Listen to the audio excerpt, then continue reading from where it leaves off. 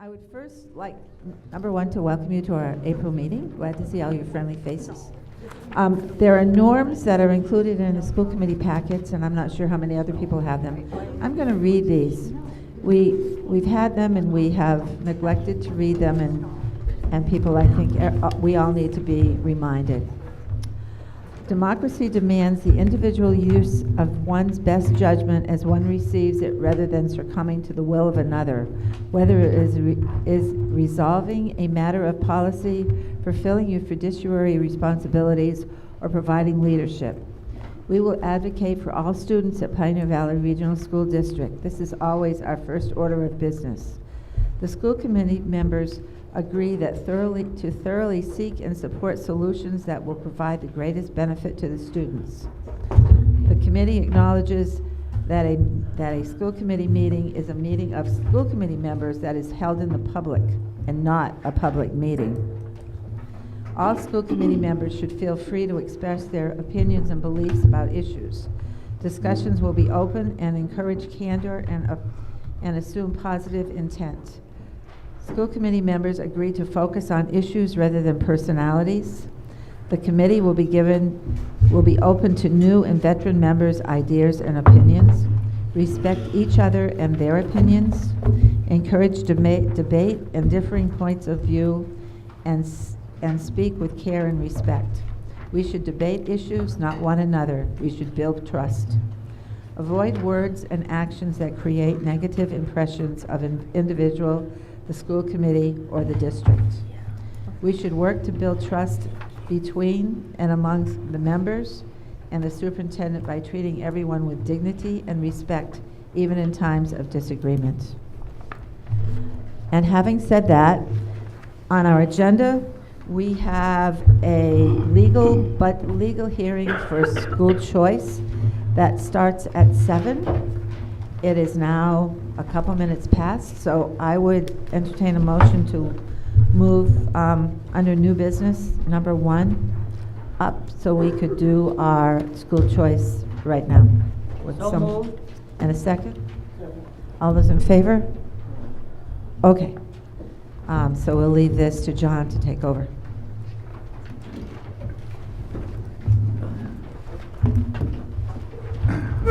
So the admin team, myself, Chris McGuire from Special Ed Director, and Tanya, we've been meeting all week. And we would like to recommend the Northfield Elementary School that we have up to 6 openings in grade 4. At Warwick Community School in grades 1 and 2, we would open up 4 slots. In grades 3 and 4, 5 slots. In grades 5 and 6, 6 slots, for a total of 15 students to Warwick in between grades 1 and 6. We'd also like to open up intra-district students to have first priority to attend Warwick, and have a deadline set forth of May 1st. And then the remaining students, school choice students could fill the remaining slots in those grades at Warwick Elementary. So if a student or students from Northfield or Bernardston Elementary had a desire to attend Warwick in between 1st and 6th grade, then we would allow that to happen.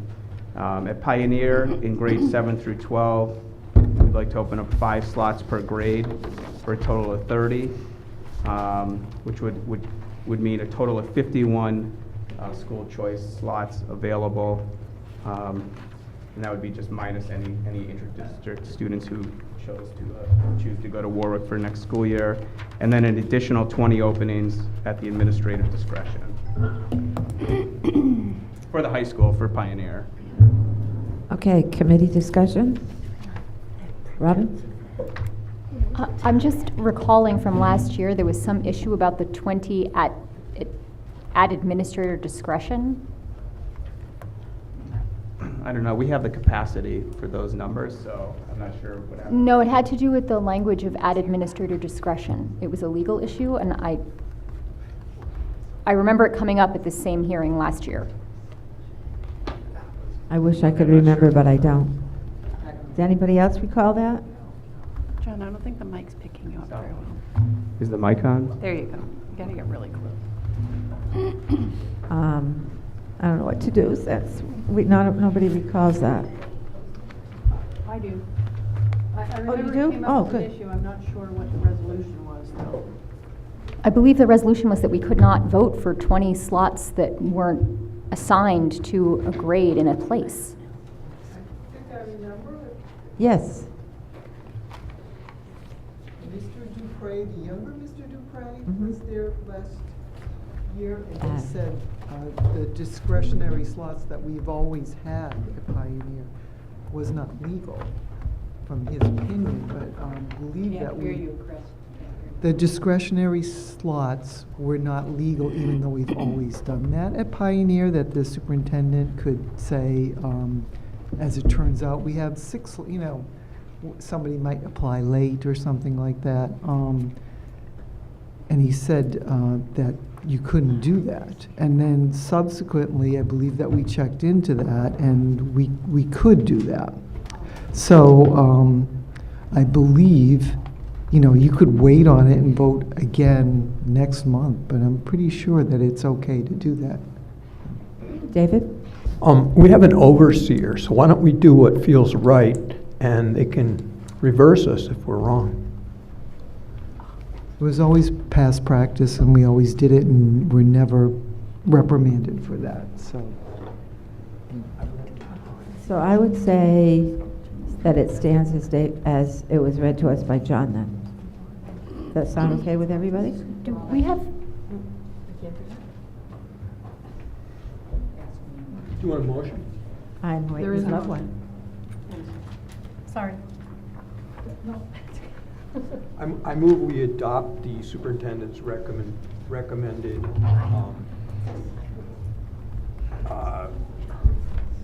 grade openings on this document, and that we, for the next year, participate in school choice.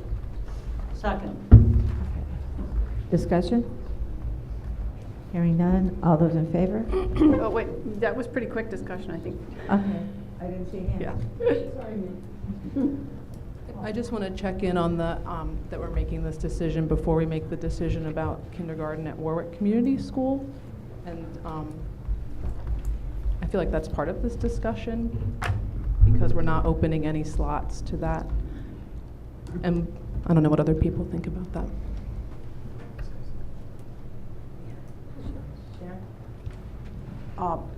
I think it has to be on the agenda to open the discussion for that particular grade because it's not here in this, on this document. John? yes, it is. It's number 5 under new business. Currently, there's one district kindergartner that has filled out an application. I was just handed paperwork 10 minutes ago, and we have 6 out-of-district kindergartners that have applications and 3 out-of-district preschoolers. So my recommendation would be to not open the slots because you'd be looking at a full-time teacher, a required by the state full-time classroom assistant, and with even at a entry-level teacher on the lowest step with health benefits and a full-time classroom assistant with health benefits, it's probably $85,000 or more. So my recommendation would be to have that kindergarten student attend Northfield Elementary because we do have the room in that kindergartner to make that happen. Okay. Sharon's hand was up first and then David. I would support the superintendent's recommendation. And I'd be most comfortable addressing the Warwick question first, directly, and instead of by proxy. We need to have a discussion about, further discussion, and vote on whether to close the Warwick School. There are a lot of interested parties here. I think they'd be disappointed to see. It feels kind of like once when we made a budgetary vote to bring back a position we hadn't voted to create otherwise, as a matter of policy. So I'd like to deal with a policy issue and then decide whether this, because if we vote to keep Warwick open, we really should offer some choice slots. Didn't we have that vote? Are you talking about the kindergarten? Oh, kindergarten. Kindergarten, Yeah. yes. Closing kindergarten. Yeah, you're making it sound like the school. Okay. So Legally, how are we going to do this? We're in the middle of a public hearing. Well, we actually, we- I don't think should be deciding this matter in the public hearing. We should be hearing. We should close the hearing, and then our agenda should say we're going to take this action. But we don't take it in the hearing. The hearing is to hear. Right. So, do we want to discuss this anymore?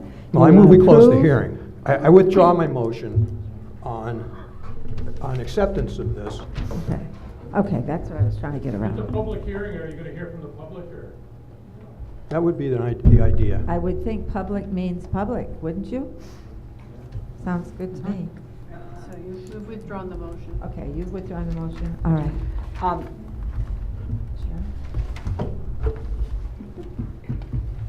Well, I'm trying to decide, I think I'd like to make my own motion.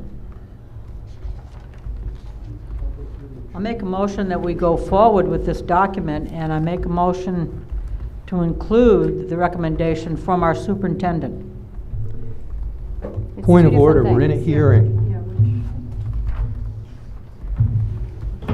When people blurt out, I really can't hear, so if we could go through with the usual policy of raising your hand and being recognized. All right, I believe under the agenda, it says, School Choice Program Public Hearing 7. Vote to participate within that agenda item. Whether that was correct or not, I'm not sure, but that's what it says. So that's what we need to proceed with. Yep, that's the posting. Robin? So, is that me or you? It's me. Okay.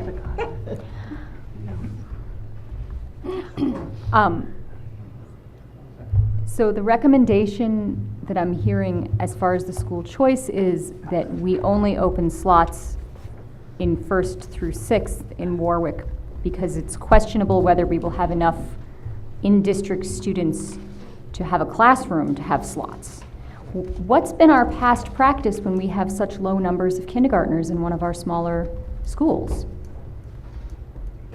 Well, I wasn't here before this year, so I wouldn't know. But what we the have a best lot of practice was. institutional But we knowledge have currently here. one kindergarten student in Warwick, and just the staffing alone would be about 85,000 or more, possibly. for that Right. one student. I guess what I'm saying is I believe that in the past, when we've had very small class sizes at some of our smaller schools, to the point where it was not feasible to combine classes, that we have brought students into Northfield or Bernardston respectively. I mean, this was a decision we made last year with 6th graders for the same reason. Yeah, I would agree with that. Sorry. David? I recall an instance in the last 10 years where there was one first grader at Warwick Community School. And in that case, the parents said, this is ridiculous and choiced them out. But our history, in my view, is that we never laid anybody off. We didn't get rid of aides when we didn't need them. We didn't lay off employees until we were forced to because we were violating the law and losing money. So in the past, we would have just toughed this out. Yes. In the past, our regional agreement has stated that the school committee, the superintendent, and the parent have to agree for the student to go somewhere else. So in David's case, where the parent decided to choice the student out because it didn't seem like a good fit or educationally sound for the student, we now have a mechanism in our legislation that the school committee can take a vote to educate children where it best suits the children and the needs of the district, which we didn't have that before. Okay, David? I think it's really important at a public hearing that we give the public a chance to give us input on the subject, I and then we was close just- the hearing. They're trying to. I was Okay, I'm done. just going to try to do that, but I can't. I've got to. I'm not playing to them, I'm just looking this way. We need. Robin's had her hand we- up for a half hour. We have a very busy meeting, so I will take 4 people up for like 3 minutes apiece, and then I wish I could take everybody, but I just can't. So if you'd like to come up and address us, 3 minutes. Okay, go for it. My name's Robin Knight, I'm from Leiden, and I'm on the school committee, the school council for Leiden, and I'm the community member. But one of the things that we discussed, and one of our concerns, and I think that John did mention this, is that we're concerned that we feel that there should be a moratorium on school choice at this point so we can actually get the right numbers as we move forward with our budget, because if we accept, if Warwick accepts, say 10 kindergartners, we're gonna own them for the next 6 years if they choose to stay in the school system. And that then inflates the numbers, and it isn't really fair to the rest of the district, because the numbers are not true, and we're not actually, the amount of money that we're getting for them doesn't really pay what it's gonna cost the taxpayers to educate them. So we feel like there should be a moratorium on school choice until the numbers, until we can figure out the numbers that are really in this district that our taxpayers are directly paying for. Am I saying that right? So I really think that we should, you know, Warwick shouldn't, I got another statement for later. Should I read that now too? Whatever you want. Why don't I do that? Well, it's a public hearing, so is it related to the public hearing? Choice students. No, not this particular piece, no. Okay.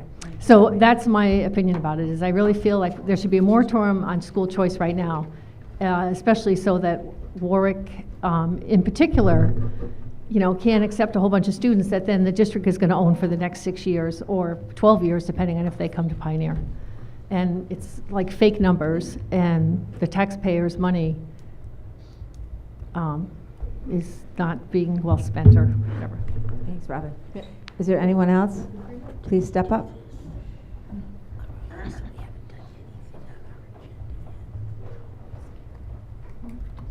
I'm a familiar face, Kathy Hawkins Harrison, Dean of Students at Pioneer.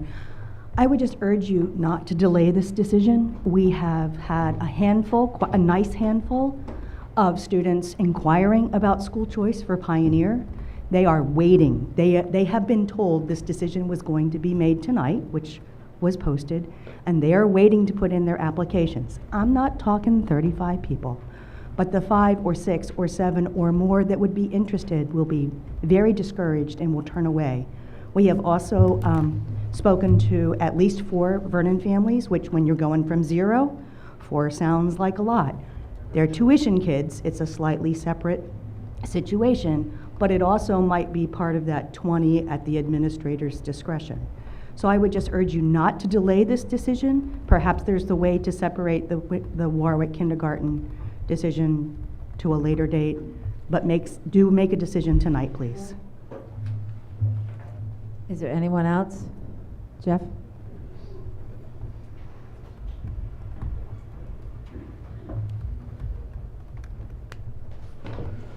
Jeff Knight, selectman from the town of Leiden, and I've attended a lot of these meetings, and all I hear is numbers.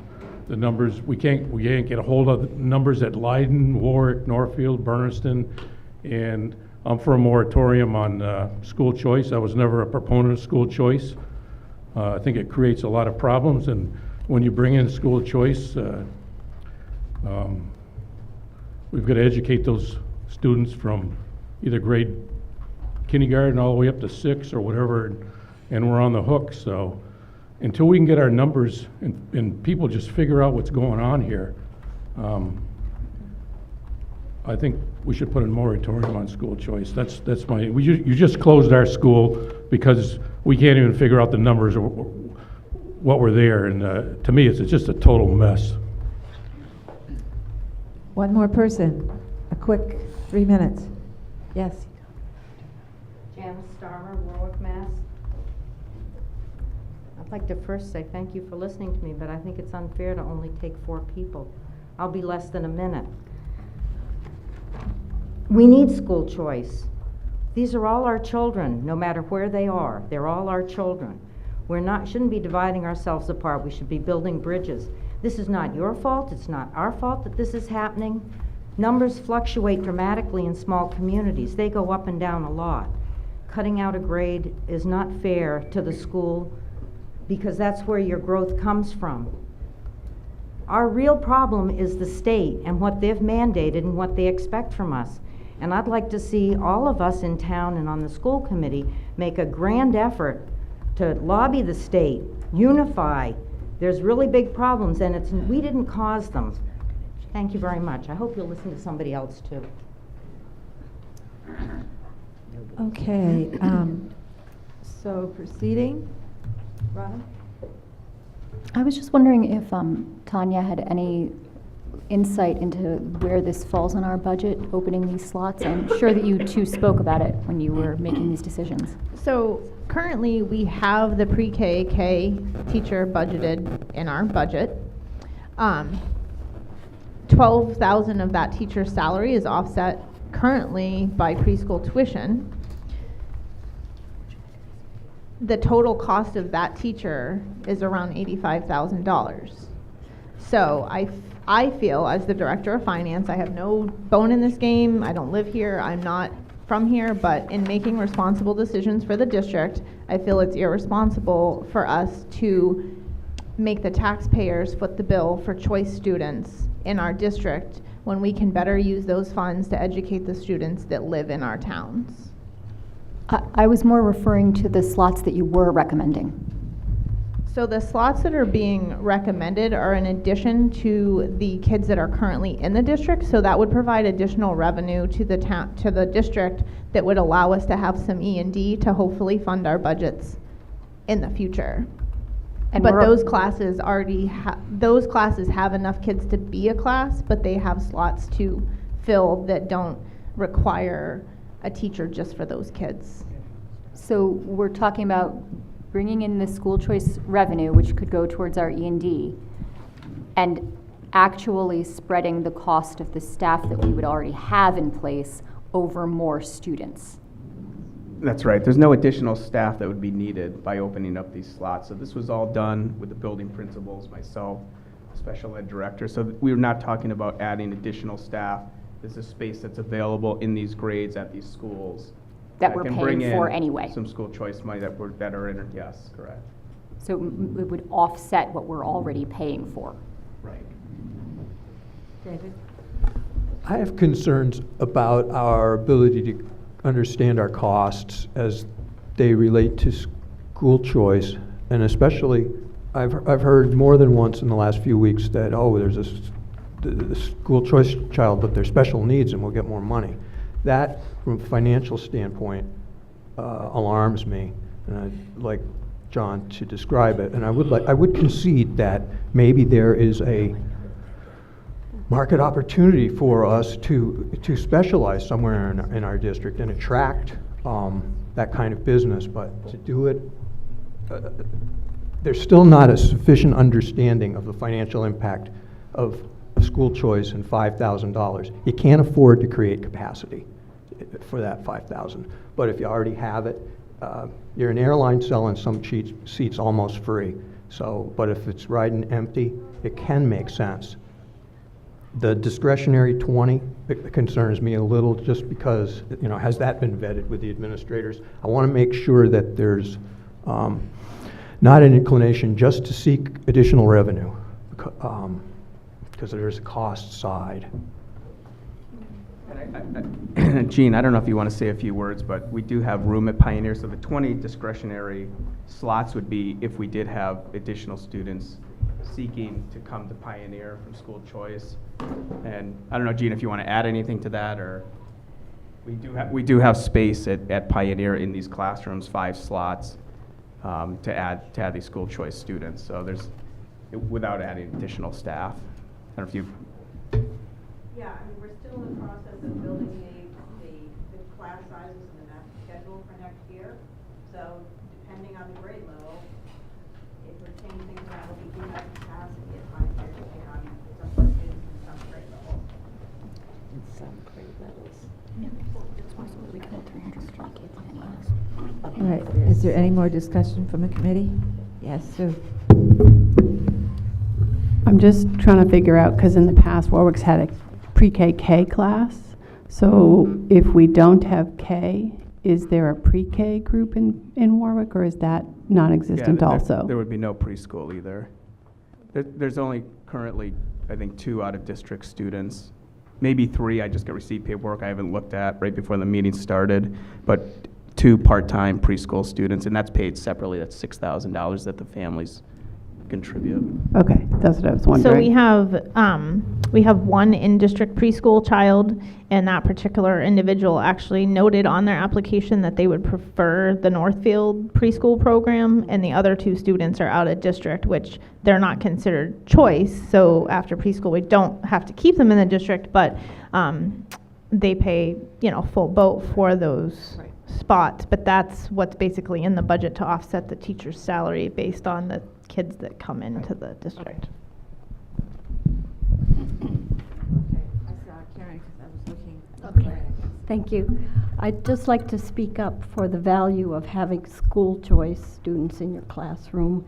In my experience, although it was more than 5 years ago at Pioneer, those students gave something extra, and very often they were outstanding students who chose Pioneer because of its reputation, and I would like to see that continue. Sharon. I think I'd like to move the motion if we can. I don't have a record of a second on that motion. I really think we should come out of here and end the hearing. Who did that There's a second? motion on the floor and it's been seconded. Who seconded No, it? Oh, you said I had a second. question. Does anyone, who did the seconding? Go ahead. Okay. Now discussion from Jeannie, so. I had a question. Tanya, you said there are 2 preschool out of district Their applications. Preschool is discretionary upon Okay, but my question is they're out of district. They're not resident students. Did they have a request of where they preferred to go for preschool? So it would be. If they're out of district, they can apply, but that doesn't mean the district has to accept that. Exactly, but my question is, would the district assign what preschool they would go to? So how would that be determined if they're out of They district? wouldn't be accepted as a preschool student in the district. The one resident student that's All right. registered in Northfield has already been accepted. as So a I guess I don't understand then why those 2 out-of-district preschool applications are being brought up if, Because we're talking about choice and out-of-district kids and the size of the class that would be there and the financial implications also of that decision. David called the question, but I think we need some clarification from Chris. Just to quickly clarify, if an out-of-district student applies to preschool and we have an opening, which means that there's no other in-district children applying, we will consider that. But our preschools are full. So, but if there was room in one of, like in Northfield or Bernardston, that's where they would automatically go. We would consider that. Thank you. That's what I was trying to get straight in my head. Thank you, Chris. David called the question, and it's. I have was- a point of order that I don't understand why a school choice hearing is any different than the select board hearing a poll hearing, or the ZBA holding a variance hearing. Nobody does their action in the hearing. The hearing is to hear. I move we close the hearing. I'm just going by what's on the agenda, David, that's all I'm doing. So, then does that mean that we have to take back the motion? We then take up the motion in regular session, not in hearing. Sharon? On the posted agenda, it says to vote to participate. And if we're going to follow the posting, I think we have to. You have to come out of you have to go into a school committee meeting out of the hearing. Really need to speed it up, though. Yeah. I'm just wondering if there's transportation cost associated with this. No, it's choice. Not choice. Yes. Is that what we're voting on? No. I am going to go by what is on the posted agenda, because even if it was posted incorrectly, that's what we have to go by. I don't know any other way, and we don't have an attorney here to tell us. So, yes, Was this Deb. reviewed by council as is our policy? I don't know. I was gonna say, Stacy usually runs everything. Yeah, I would imagine Stacy, Pardon me? Stacy usually sends this agenda to our attorney, he approves it, and then sends it back. The order of the agenda? David? I move, we move the motion. He's not even listening All to right. you. All those in favor of the motion? Can we please read Whoa, can we whoa, hear the whoa. motion Yeah, again? you read your motion.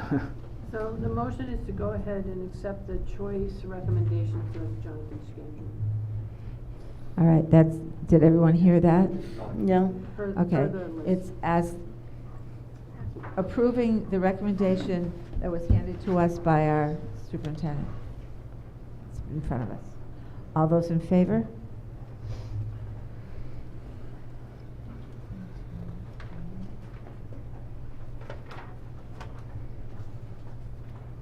Opposed? Do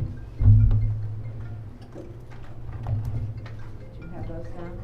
Any abstentions? I haven't gotten that far. Abstain. Abstain. Abstaining, is anyone else abstaining? So one opposed and one abstention for discussion. I'd like the minutes to show that I voted no because this was not according to regular order. That's why And I we will make abstained. sure that we run this by our attorney. But as far as I know, Stacy always sends this agenda to our attorney. He checks it out and sends it back. So that's why, I don't know, maybe Okay. school law is Well, I learned different. I something have new no every idea. day. Stacy just identified that the vote does happen during the hearing for school choice. Or that it did. Okay. It did anyhow, so that's where we are. Okay. So, The next item, or going back to our agenda, is the election of a school committee chair. I would entertain nominations for that.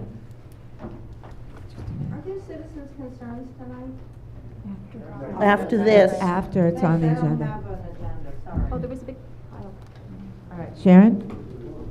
just to make a motion to elect a new school committee chair. I'd make a motion to nominate Kristen Gonzalez as our new chair. Is there a I'll second? Okay. Are there any other nominations?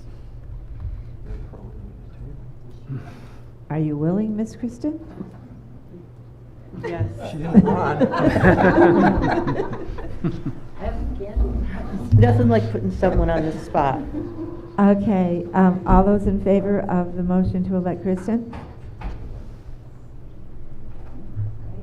Opposed? I guess you have a new job.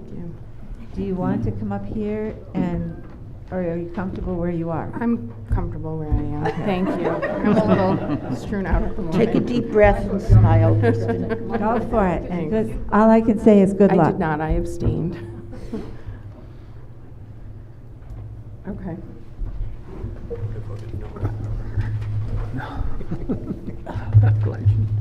Pat, are you all set? Say that again? Are you okay? I'm fine. You Okay. just go, lady. Perfect. All right. You have citizens' comments next, so go for it. Yes, so we'll entertain citizens' comments, please. Please keep them to 3 minutes or under. Yes, would you like to go first? Me? You'd like to mention that? Oh, sure. Janice Starmer, Warwick, Mass. I have printed something out. It's just a few questions that I'm not clear on and some suggestions. And you don't have to answer them now, I don't expect you to, but I will give you a copy and I would like to have an answer. I'd like to know the total budget for the lunch program and how much the state contributes. I'd like to know the total cost of the transportation and what the state contributes. I'd also like to know the cost for special needs and what is provided by the state for that. I think the state mandates that the towns pay for special needs in the district. Is that true? I believe that unfairly burdens small and poor communities. I would think the state would be helping make such burdens to the towns more equitable by providing more funding to towns with greater need. In this sense, not looking at the individual towns to provide for state mandates, but statewide needs to be addressed with statewide solutions. Are there plans to lobby the state to help support public education?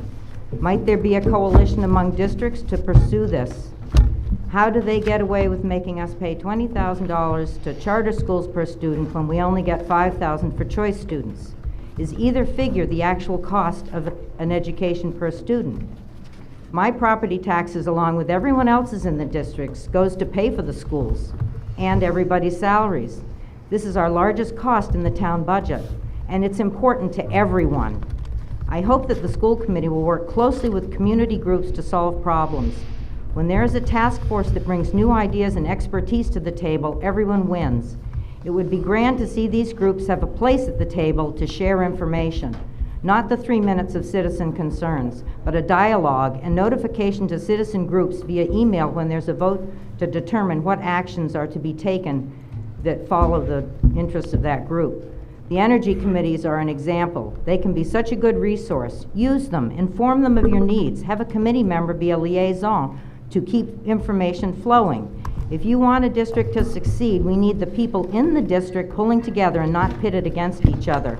Bridges, not walls. The people you serve are a resource. Lastly, is there anything on the agenda that you'll be voting on tonight other than what you already have? Thank you very much. Thank you. Janice, would you mind sending an email? Oh, thank you.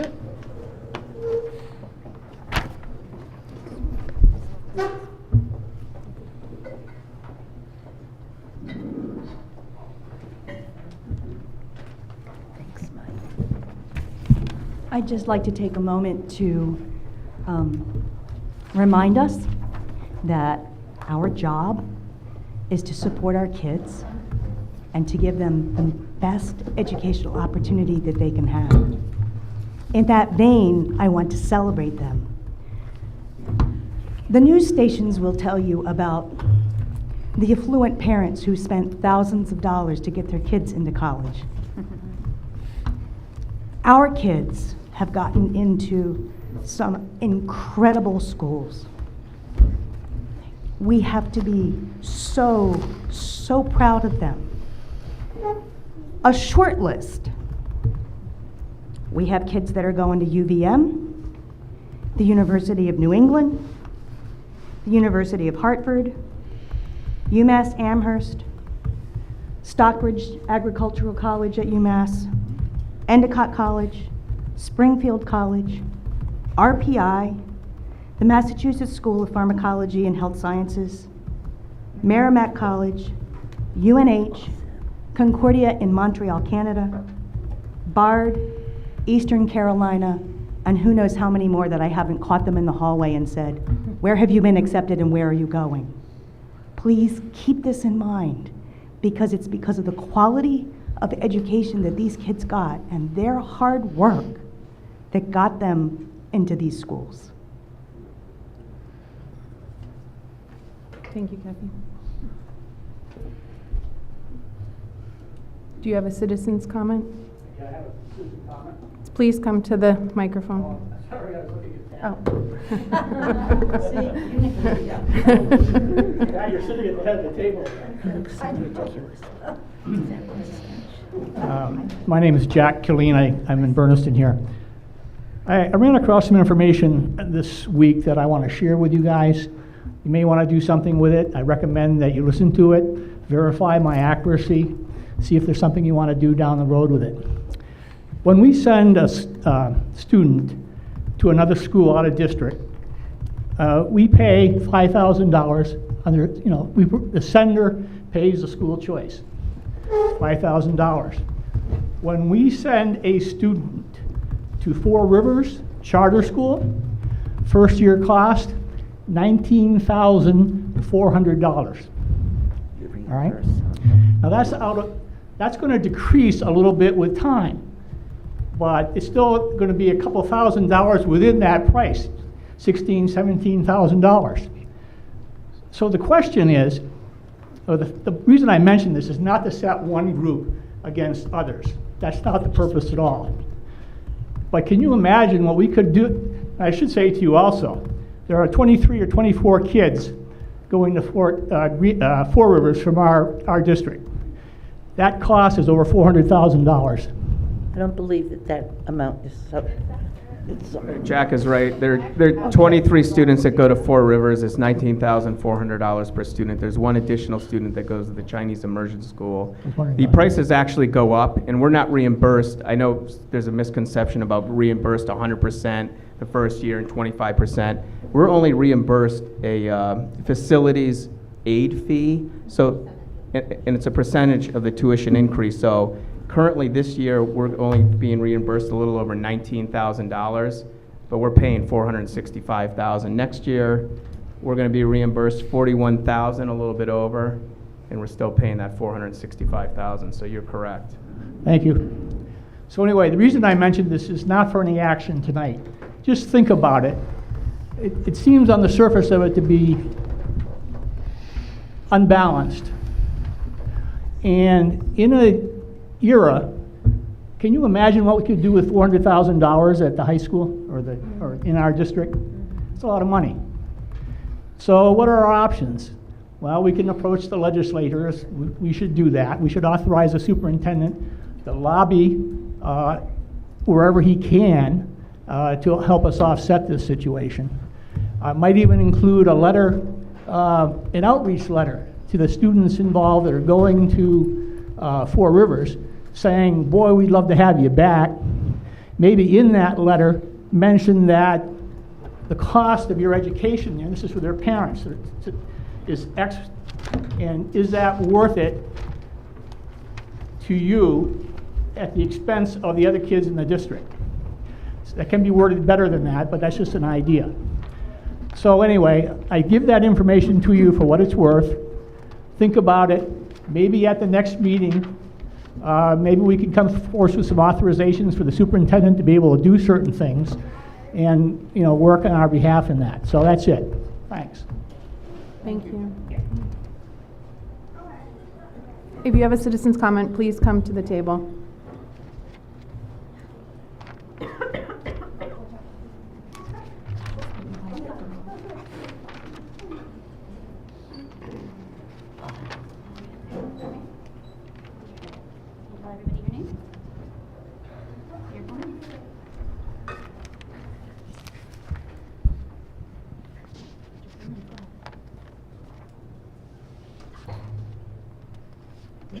Say it?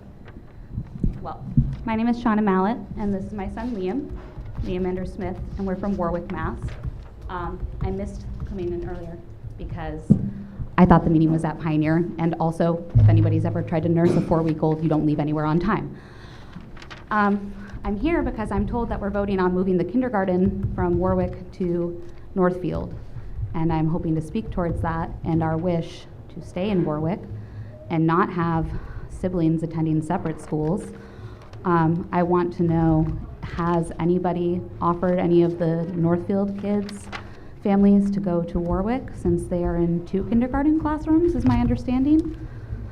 And I also want to know, if the kindergarten is sent to Northfield, what is the plan for getting my wild child from Warwick to Northfield, because I certainly don't have time to drive him there myself. And as I mentioned in my emails to everybody who only Kristen responded back to, by the way, thank you for responding to my email the last time I emailed, that I don't really want him on a bus from Warwick to Northfield at that young age. I also want to point out, as I'm sure other people have pointed out, that if we pull kindergarten from Warwick, you're going to be losing a lot of choice students who are not going to attend if they can't have all of their siblings in the same school. That's all. Also, Liam really wants to go to school with his big brother next year. It's all he can talk about, so please keep them together.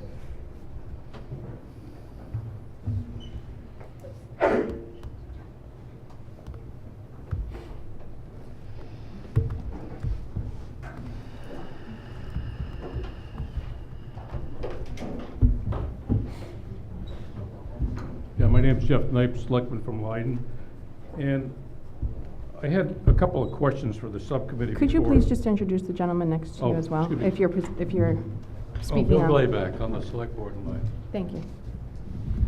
I had a couple of questions, and perhaps I could comment if I could find the answer here. To refer to Mike over here. On your subcommittee report, where the line that says Budget Subcommittee Report, are you going to be voting on additional staffing for tonight, or where we wouldn't have a comment during that time period? Depends on what's on the agenda here and where the discussion goes with the subcommittee recommendations. And what are those recommendations? When we get to that item agenda, then we'll address it then. David? You can't see me from here. I think I'm recognized. Yes. A vote is on the agenda, so I'd suggest to the committee that rather than having these gentlemen try to presage what we're going to be talking about in a while and where the conversation is going, maybe they could contribute at that point. Does that make sense? But there is the possibility of a vote. It's on the agenda. Okay. Vote. Well, my main concern is, I had sent an email off to our administrator over in Leiden last week, and she forwarded it off to John or Tanya there regarding, we wanted an official notice that Pearl Roads Elementary School has been closed. I realize that, yet we haven't got it, and you can't give it yet. So I'm referring back down to the subcommittee report where you might put additional staffing, add additional staffing, and I don't feel that you should be voting on any additional staffing with the funds that you say you're going to save from Pearl Roads Elementary School, when technically we haven't got an official ruling that from the state that the school has been closed.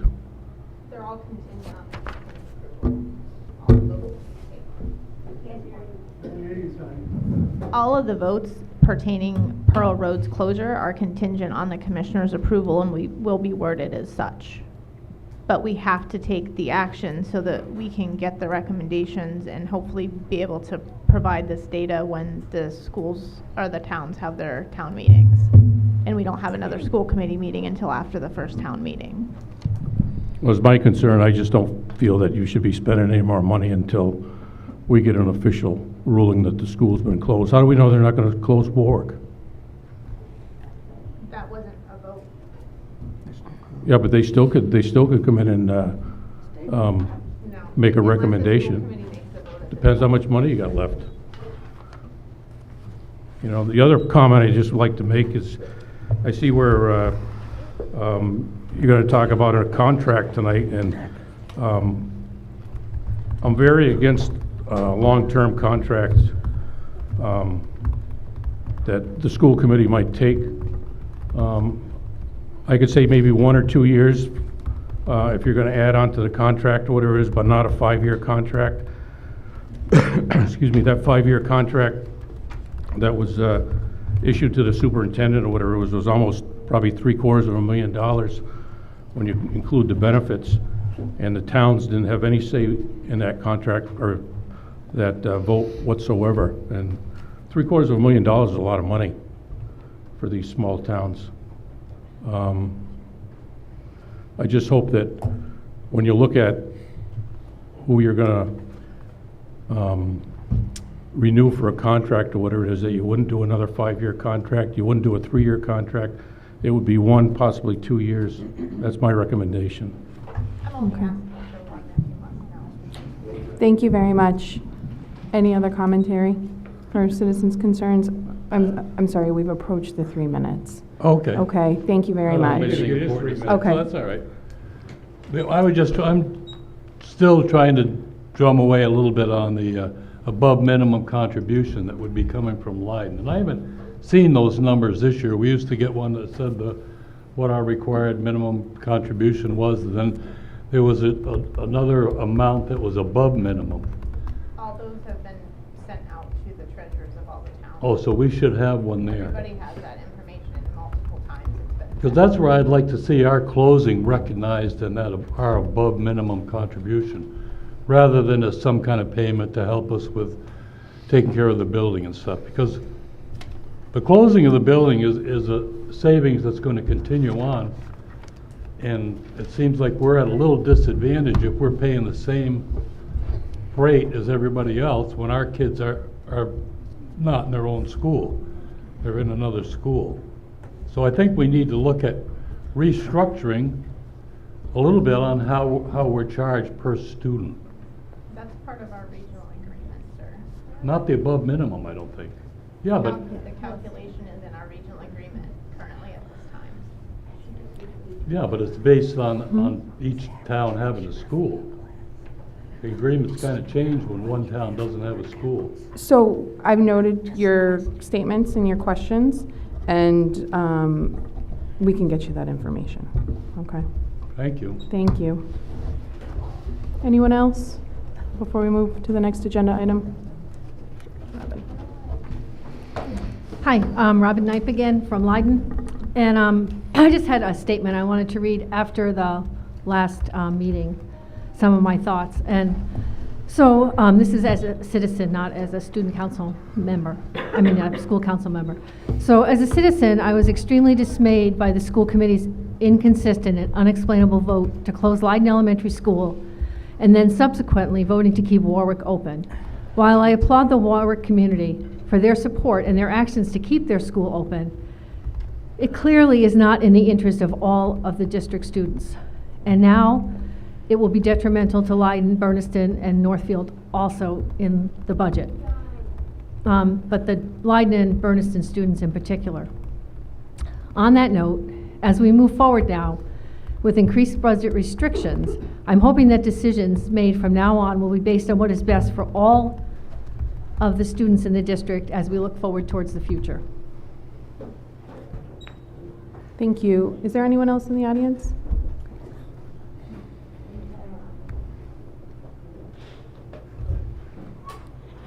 Hi, I'm Melissa Gary. I am a parent, resident of Bernardston, and a member of the school council. And so I just want to say I'm going to speak first about the school council, and then I just have a couple personal things as a taxpayer. Hopefully wrap that up in the 3 minutes with both. So prior to this meeting tonight at about 5:30, our joint school council of Pearl Roads and Bernardston got together, and we were informed that a meeting had taken place earlier this week between the elementary school principals, superintendent schedule, the business manager, SPED director, and they agreed that more appropriate staffing levels were needed at BES with the restoration of the previous slashed staff from the fiscal 20 budget. We encouraged the school committee members to honor the work of the administrators earlier this week. As we stated last meeting, we still feel strongly that any funds saved with the closure of Pearl Roads should remain with the schools.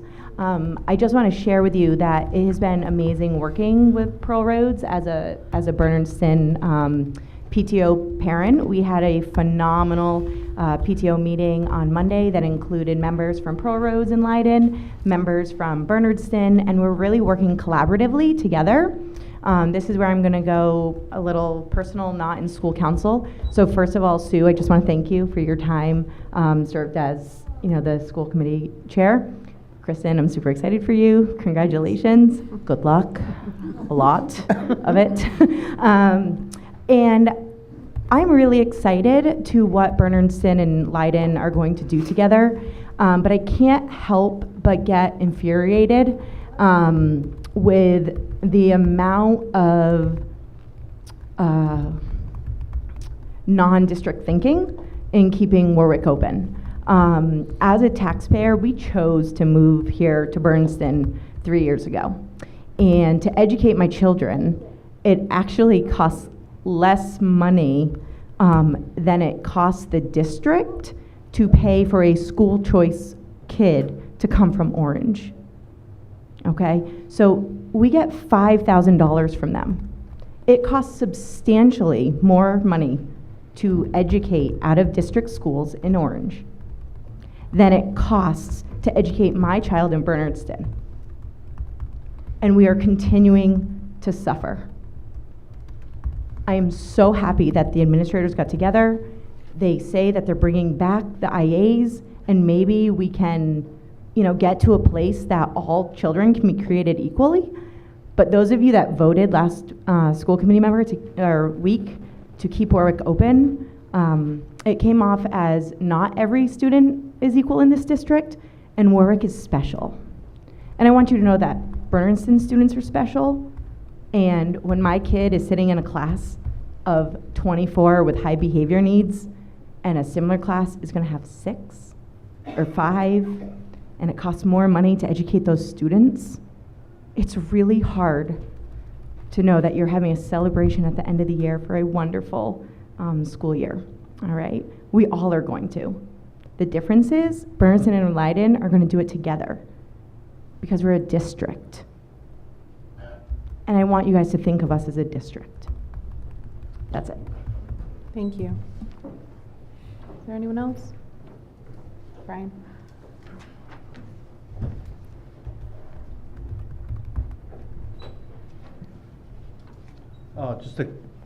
Just a couple of things. Could you just introduce yourself? Oh, sorry. Brian Herview, Bernardston Finance Committee and Bernardston resident. I noticed later on in the agenda I'll be waiting for that lunch report, but I wanted to bring that up because the last school committee meeting, I brought it up that a school was in the red. That red grew. I also noticed that the other schools, while still in the black, not as much.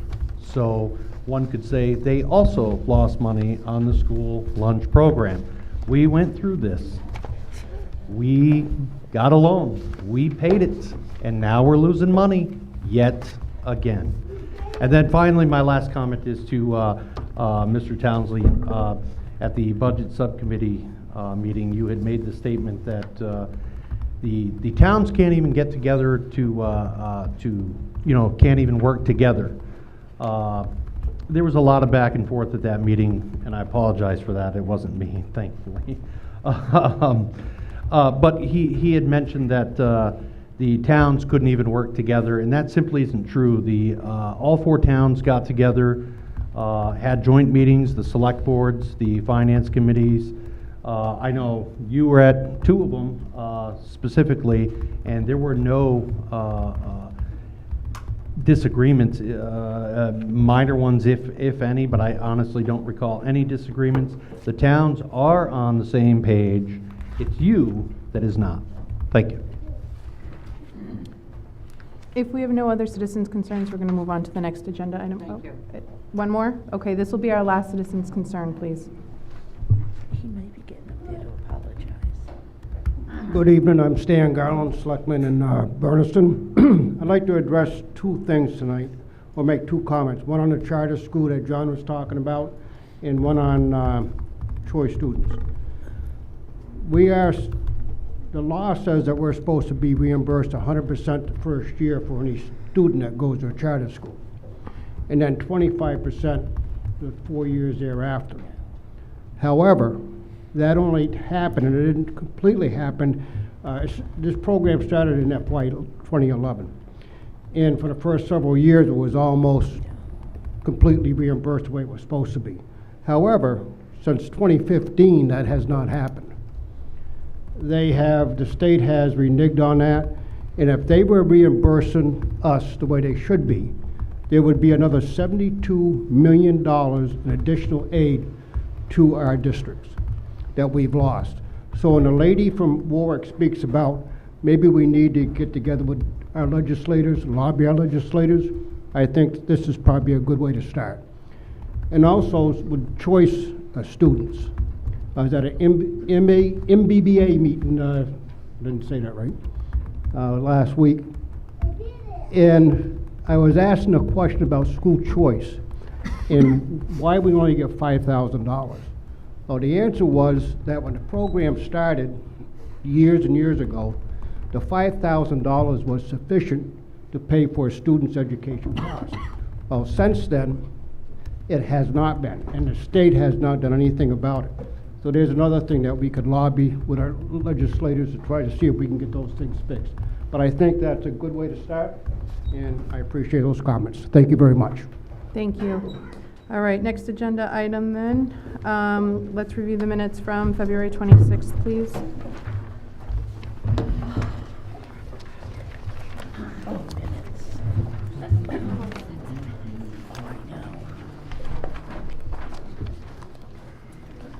None of these meetings contain the document lists that were included by... I'm sorry, can you repeat that? I can't hear I've you. been asked to include document lists Okay. on all the meetings, and none of them are printed on these minutes. So Okay. So moving forward, if there are documents submitted, we'll have them sent to Stacy so that Stacy can collate them and include them in the no, minutes. that's not my point. The point is I was asked to reflect in the minutes all the documents that Mhm. were either distributed or read or whatever. And none of the minutes reflect that I have put a list on the back. There's a Okay. page missing on every set of minutes. Okay. We'll attend to that. Thank you. So, Grover. Go ahead, Sharon. in regards to the February 26th minutes, I reviewed them online today, and I couldn't see any errors, so I will recommend that we accept the minutes as they're printed. Oh, second that. Okay, for February 26th? Yes. Okay. Next would be February 28th. Oh, I'm sorry. I'm moving quickly. Go ahead. Wait, we've No, got two Sharon motions. made the motion. Mike seconded So we it. need to vote. All in favor, yes.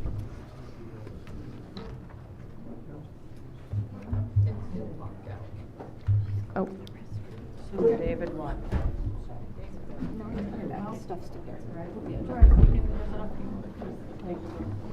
We have a quorum, it's okay.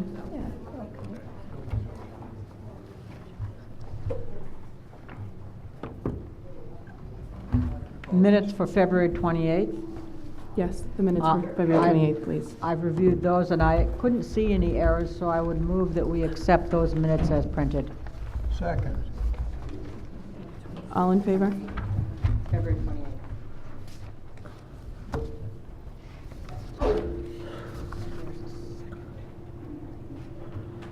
Any opposed? Did you get all that? Okay, perfect. Next would be the minutes from the March 14th meeting.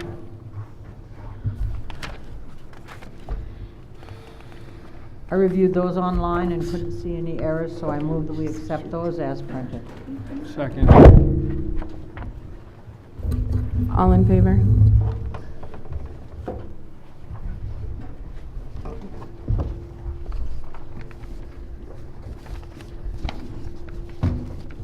Okay, did you get it? Okay. I'll just take an extension on that. I wasn't there, so I can't comment on their veracity. One abstention. The March 6th. On the next meeting? Okay, thank you. All right. Did March 14th, and now the March 28th minutes. I have a comment. Sure. I have a comment. Both absent and present on that minutes. She was not here. All right. So for the March 28th minutes, there's an error. Okay. There is. That needs to be removed. Did you pick up on one, Sharon? Go ahead. The bottom paragraph on the first page, it says Gretchen Pelton. It's actually Gretchen Kelton, K-E-L-T-O-N. Okay. And for the attendance piece, it says that Pat was present and absent, so we need to correct that. She was absent. I got that where you go. Okay. So I move that we accept them with those corrections. Second. All in favor? Aye. Opposed? Abstained? Okay.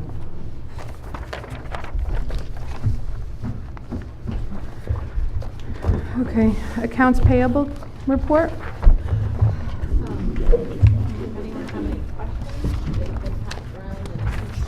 Sign them. Does questions? Sue? Thanks. I had a question on page 55, the PVRSD activities funds, $21,340. I just didn't understand.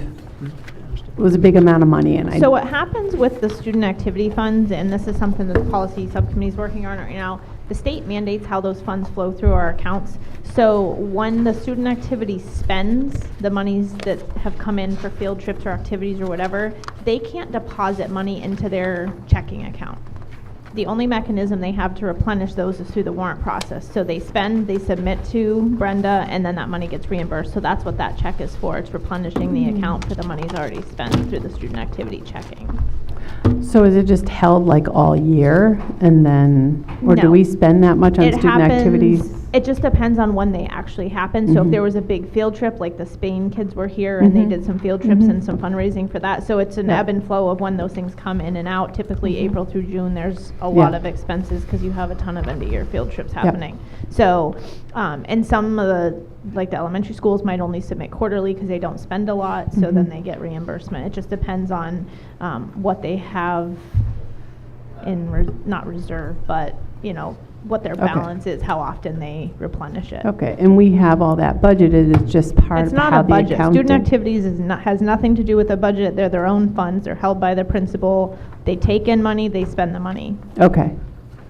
All right. It's not budget. All right. Has nothing to do with Because I was budget. thinking, didn't we take money out of the budget for field trips? Like, didn't we not Yeah, have money? so Okay. the student activities can raise money for field trips or whatever the students in that organization Okay. wish to spend it on. Okay. The students it's up to the students' decision. All right. So we're just replenishing the monies they've already spent because we hold them in a savings account for them. And then basically the money from the savings account replenishes the account all of our checks are written out of. So it's just a Okay. pass-through. I trust you guys to be handling. It was just a big amount, and I realized I had no idea how that was really going on. Okay. I had two other questions. One was the page 18, the $4,500 paid to GCC. I guess I didn't totally understand. The reason our students aren't paying GCC is because we're paying the instructor. Is that how it's working? Okay. Yeah, that's an agreement with Greenfield Community to cover some of the instructional costs. Yeah. But the graduate credits they're giving for free. Okay, I hadn't understood that, okay. And then page 71, the PT Theater Company. Did we have a artist in residency, or, I just realized I hadn't. At Warwick, okay, so I did hear about that. I just didn't recognize the name. Okay, great, thank you, those are my questions. Anyone else questions? Robin, I saw you have your hand up. Nope, you're all set? It's not in our Okay. handouts. Discussion? Tanya, do you have anything else to add? Not on the accounts payable, no. Okay. All right. We'll move to the financial reports. I like the other mics better, sorry. So you guys have your typical expenditure report in front of you. There will be informational transfers later that explain some of the transfers we made within the technology budget. Similar to last month, one of the items that's still kind of outstanding is telephone.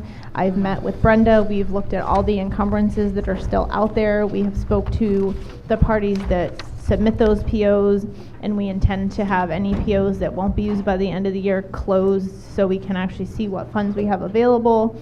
And she's working on the telephone line item to figure out exactly what needs to be transferred into those line items to make them whole for the end of the year. So by the May one, I'm hoping those are cleaned up. And I believe the only other one that had a negative was the shared health supplies as a negative $77.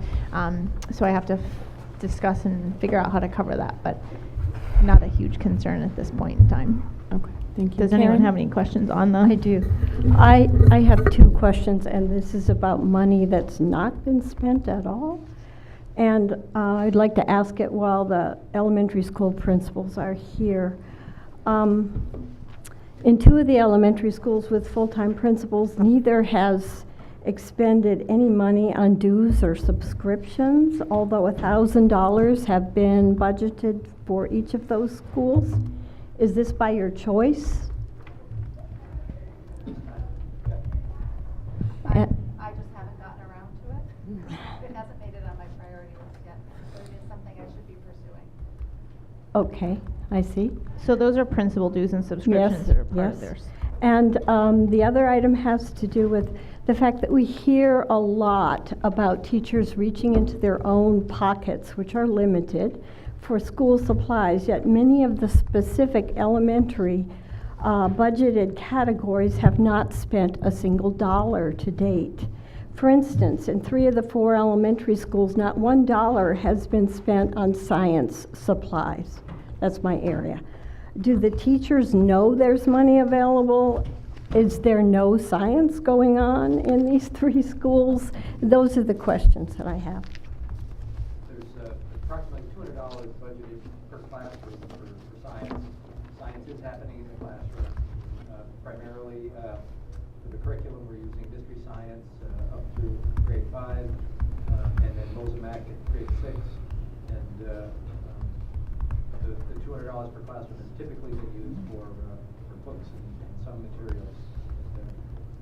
Teachers have not accessed that at this point. So they, for those mystery science activities, they never have to purchase things off the shelf, such as, you know, sundry items at the grocery store? Purchases made for some of the supplies there through the regular line. Which regular? Student supply line. I see. Okay. The science line has typically been used for books. Books.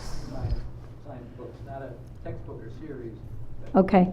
I'm confused because at the high school, textbooks were different than supplies. We don't have a textbook series yet. Mm-hmm. Okay. Thank you. Any other questions? Sue? Just one quick one. I tried to look at this really carefully because I remember being in this room a year ago in a very different place with this type of document. And I just feel so great about where we are. Are there any lines that you are watching super carefully, Tanya, that we should be thinking ahead about? Not specifically on the expenditure side. There are a couple on the revenue that I'll speak to when we get there, but the reason for sitting down and going through the encumbrances and trying to figure out what hasn't been spent is as we evaluate the revenue side, we just need to be keeping in mind what we have left in the expenditure so that if we don't receive all our revenues, that we net out to above the line. Yeah. So, but on the expenditure side, no. Right now, like I said, we're watching this every month, which didn't happen before. If there's any interdepartmental transfers that need to happen because we had a snowstorm and we didn't have enough money in custodial overtime, I've spoke with Tim about transferring from supplies if he doesn't, you know. So all those conversations are having monthly so that we have a report that makes sense at these meetings. Thank you. Anyone else? Any other information to discuss regarding this topic? Questions? Okay. So moving on to the expenditure report, the tuition for Vernon, that will come in under budget. Unfortunately, this year there was a student that we have that in the past has had a one-on-one aid. Unfortunately, Chris can speak to this a little more, but Vermont did not feel that he warranted an IEP, therefore they are not reimbursing us. But this aid actually services more students in our district. It's not a one-on-one. It's like a 3-to-1 types aid at the high school level. So we will come under budget around $30,000 in that particular line item. But I am watching that with the expenditures, and you know, we'll make sure that we don't have a deficit again this year. The town assessments, they're on par. We have 2 payments left. They're due April 15th. So those will be coming in hopefully by Monday. Some of them are probably in the safe. Our earnings from investments, as I've mentioned previously, is higher this year than we budgeted because we had a disbursement from the state at the beginning of the year that allowed us to have more cash flow. The Medicaid is pretty much on par.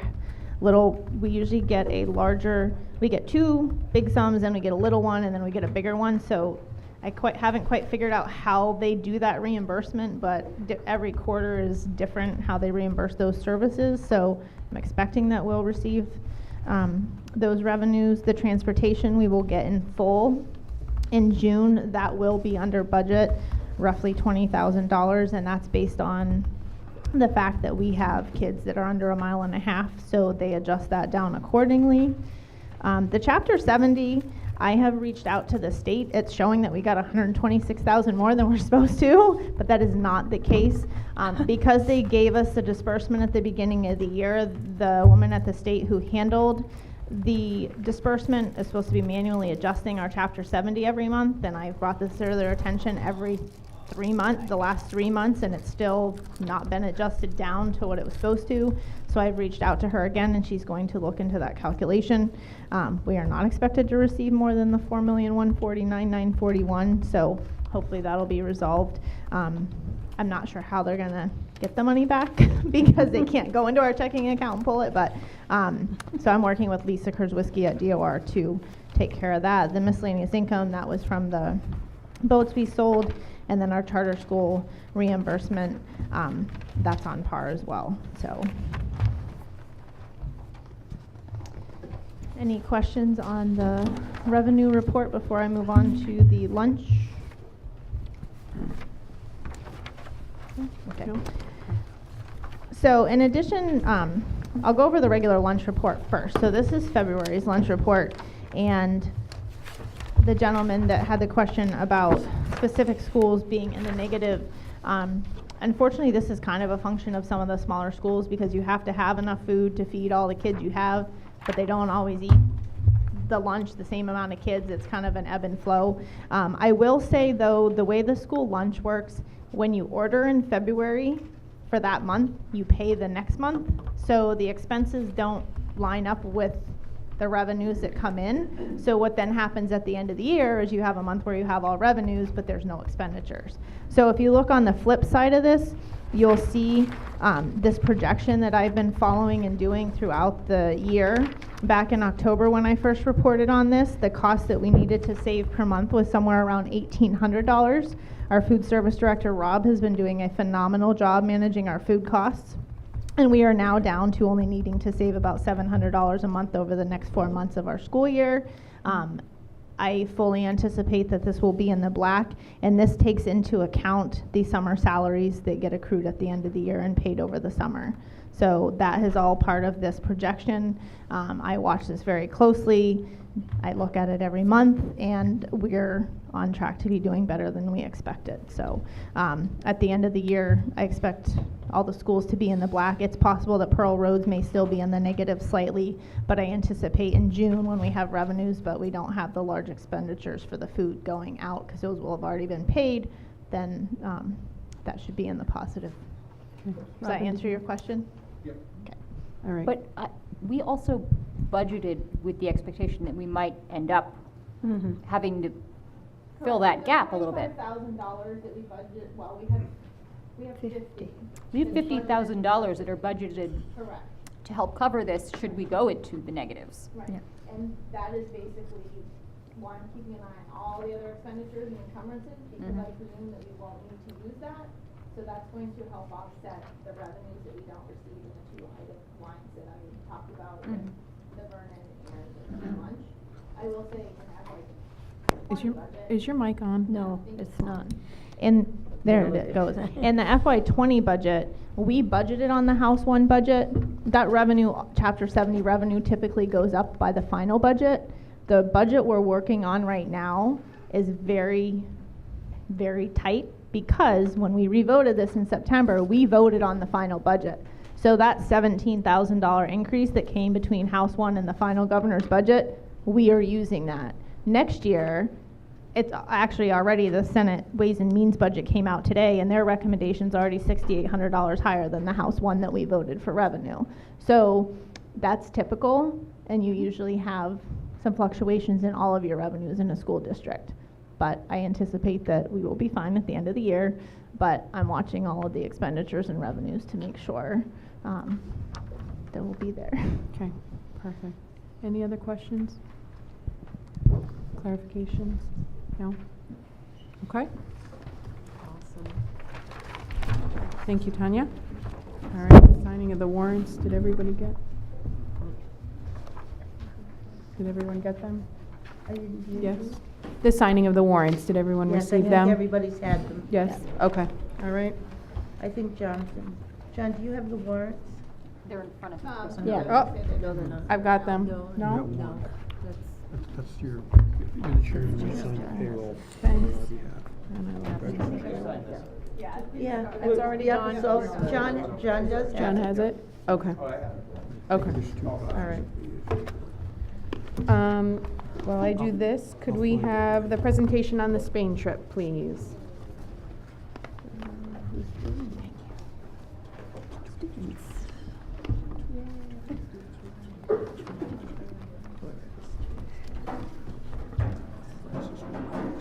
You have to do it in Spanish. Oh, no, please. English, please, or you're gonna lose all of us, or many of us. It's like Hold on, trouble to me. So my name's Jack Loud. I'm from Northfield, Mass. My name's Henry. I'm from Leiden. And my name's Owen, and I'm from Bernardston. And we are part of the group that went on the Spain trip this year during February break, yeah. And we had a really great time there, so we're just here to talk about our experience and to thank you guys for allowing us to go on the trip and all of Pioneer for helping us out. So for the exchange trip, we each stayed with a family at the family's home in Spain.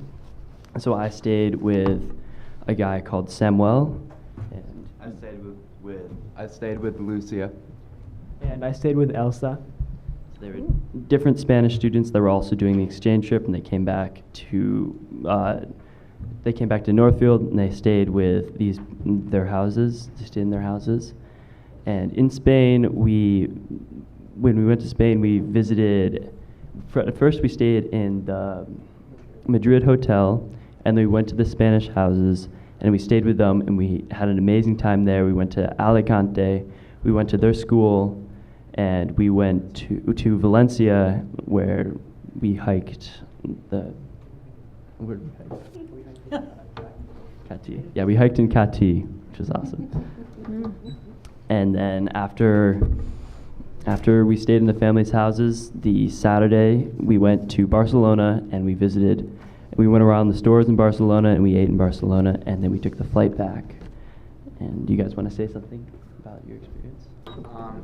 Well, this whole Spain trip has really made me want to really learn Spanish, because like before, when I've been taking Spanish class, I've only really been doing it because like I need to and for the grade and for college. But now after the Spanish trip, like I'm on my own time, I'm learning Spanish because we're going back in July, so I want to be better at speaking Spanish for all the Spain kids.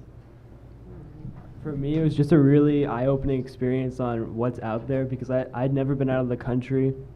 We live in small town Bernardston, so I get to see things that were older than this country. Went to cathedrals, and I got lucky. I had the parent who was the English teacher, so I kind of lucked out. But still, I was in the same.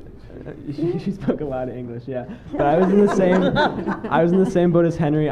I hated going to Spanish class. Sorry, Miss Beeman. But now I love it. It's my favorite class because it had no use before. But now I see like what it can give to you.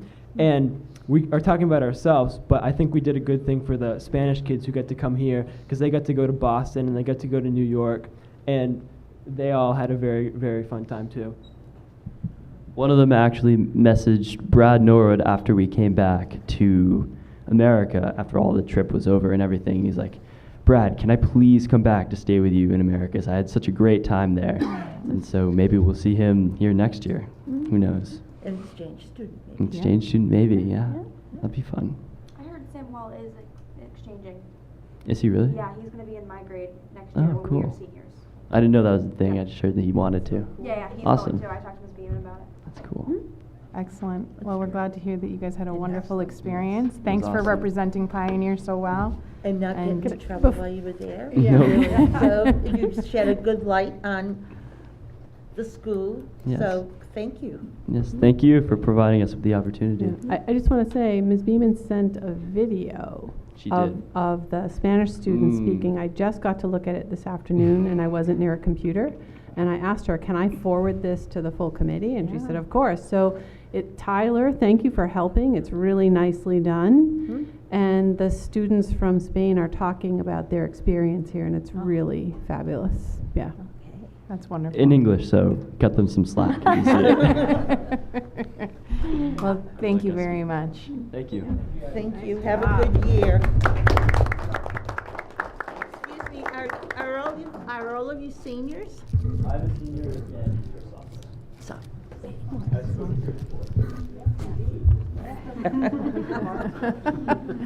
All right, the student representatives. Ella and Jake. All right, so last Saturday, the high school and the middle school competed in the Micah Festival at Belchertown High School. Yeah. Sorry about that. At the end of the festival, both the middle school and high school received a bronze medal for their effort. And tomorrow, Pioneer will be participating in the Day of Silence, where students and faculty can show their support for the LGBTQ community. In addition, this is really exciting. This is close to my heart. As Schools Match Wits competed on Saturday, the 23rd of March, the competition was amazing. We were at Westfield State. We had exactly 4 members, which is what you need. We had no alternates, no subs, no backups. It was crazy. It was awesome. We met like twice before the competition and like talked a little bit.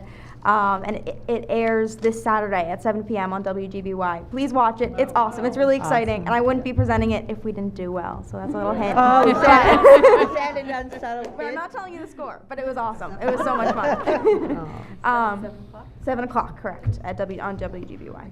And if that's Saturday, the 14th? Yes. The 13th, thank you. And lastly, next week is our April vacation. So tomorrow's our last day. And then we're in the 4th quarter, but April vacation, spring break is next week. So we return the 22nd, which is Monday. Thank you, Excellent. guys. Thank you. Is anything Great. happening for Earth Day? Say it again? Anything happening for Earth Day? Not that I know of. The 22nd. It's during vacation. First day back. Oh, it's the first day back? First day back. Not that I know of. Maybe we'll be surprised. Thank you. both. All Thank you, right, kids. principals and administrators report. John, would you like to begin? Or? Oh, Bob. And you know Excellent, what? thanks. They can't sign this. Just quickly, a couple of things. This week at Pro Roads, it's Spirit Week, and so far we've had dressing up as your favorite character from a book, Crazy Hair Day. Today was what you want to be, your profession, and so today I saw scientists and doctors and a hockey player, and so the kids are having a great time with Spirit Week. And then at Bernardston, something that was really awesome. Last week I got to see the second grade Bethany Fowler's classroom do their production of Little Red Riding Hood. Awesome, best performance yet. Students learned 9 different songs. Last year it was 7, so they continue to up the ante. Bethany does such a great job with it too. She has the kids do two parts at a time, meaning two kids were the grandma, 2 kids were Little Red Riding Hood, and so on, so that there's always a backup. And the songs that they sang were from the 50s to the tune of the 50s, but it was just a really great performance. And other than that, we're not even halfway through the MCAS at this point. So No. that's it. We always Thank come you. so late in the year. It just creates more anxiety. Next up.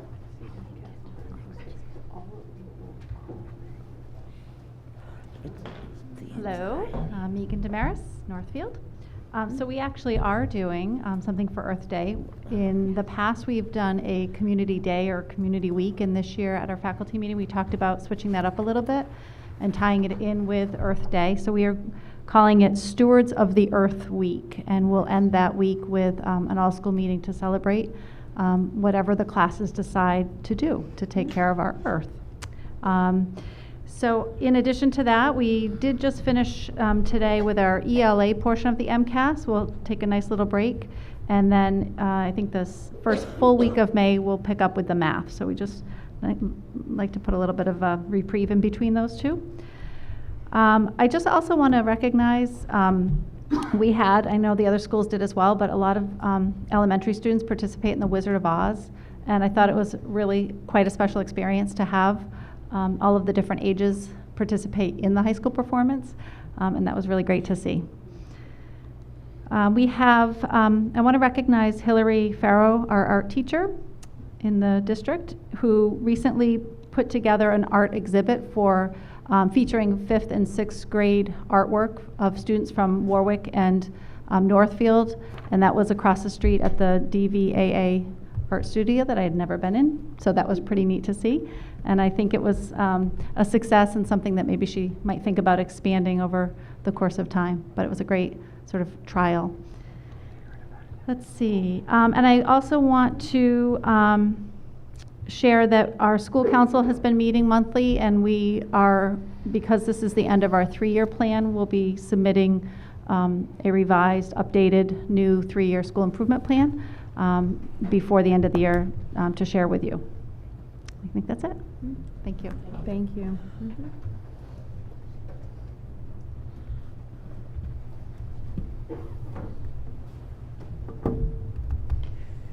So, yes, all students are special. All students are special. And the Warwick students are special. The school delights me every single day. I think I am one of the most fortunate people. The peas and the garlic are in, and the tomatoes have been started. So whatever else, we will not starve. We had an all-school meeting today, and the improv club that met for 8 times did their performance. It was a smash hit to the, especially to the 2nd and 1st graders. The humor was just right. It was a lot of fun, and I must say that watching the kids perform improv, every time I am impressed by how remarkably focused, even as they're being a little silly and doing their humor, they have to be right in there, ready to step in and change roles and, you know, take the action in a new direction. And it's amazing, even those kids who are such wiggle worms, and I think, what are we going to do, are right there with the right quip, or to take it in the right direction. So it's wonderful. We had Genius Hour from our 3rd and 4th graders last week, and the students had chosen their own topic in the sciences, and had worked for 12 weeks, 6 weeks of research, and then 6 weeks creating their project.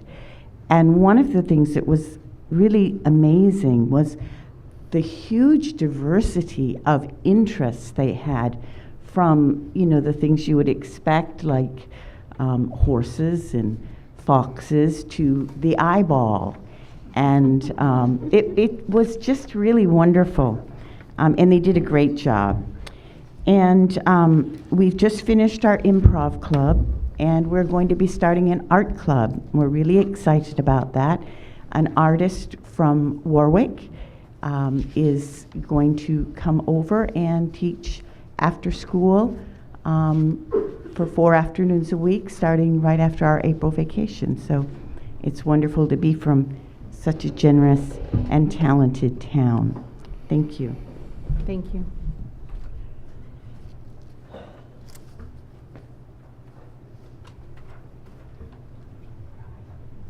Good evening, everyone. I'm Jean Bacon, the principal at Pioneer.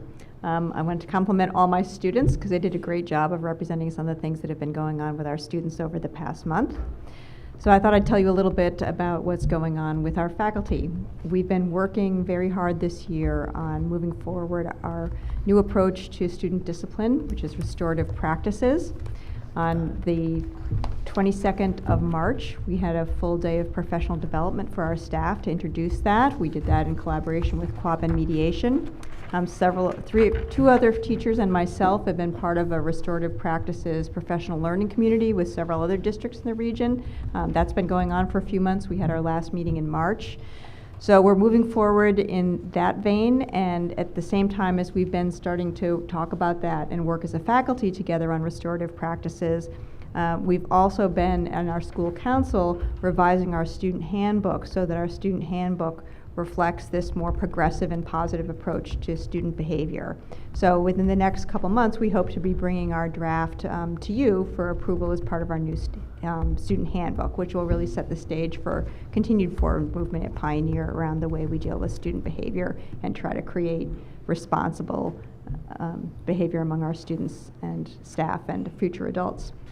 And the other piece of that that's kind of nice is a group of students from Bernardston who've been doing peer mediation with their adjustment counselor in Bernardston are actually coming to meet with our middle school student council to help teach us about how to do peer mediations as part of this restorative approach. So we hope it's something that will be expanding district-wide. So that's what I thought I would highlight for you today.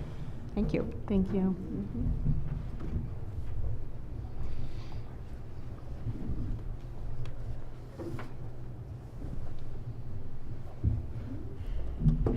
So of course I had something really great last month for special ed, and we didn't give our reports. So just briefly, in terms of early childhood, we're working on a family fun night that will be here in Bernardston when the weather is warmer, probably the beginning of June. So stay tuned, and information will be going home about that. Chris, can you tell us what the great thing was from last month? It had to do with, I was really happy about having people come to the Special Ed Parent Advisory Council, because usually I get no one. So I have a good group, and we're going to start working on making a sensory hallway. So probably in Northfield, maybe we can get one going in Bernardston as well. After I talk to the janitors, because I don't want to stick stuff on the walls. Okay, thank you. So first, I'd like to wish Sue Scott all the best. She's running in the Boston Marathon this Monday, so I don't want to leave her out, so good luck. I also want to update a little bit about the Vernon students and just give a little bit of how the year's gone and the efforts we've made to reach out to them.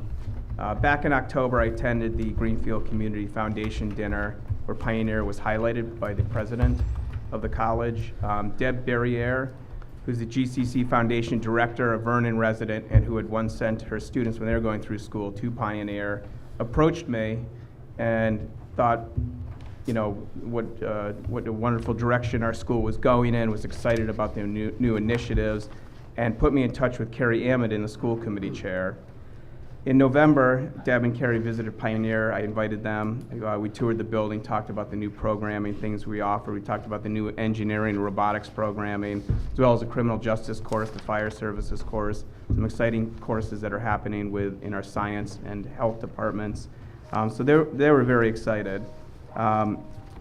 We sent them information they'd sent home to parents. They also received invitations and sent out on their Facebook page and through email to their school the flyer about our tech night.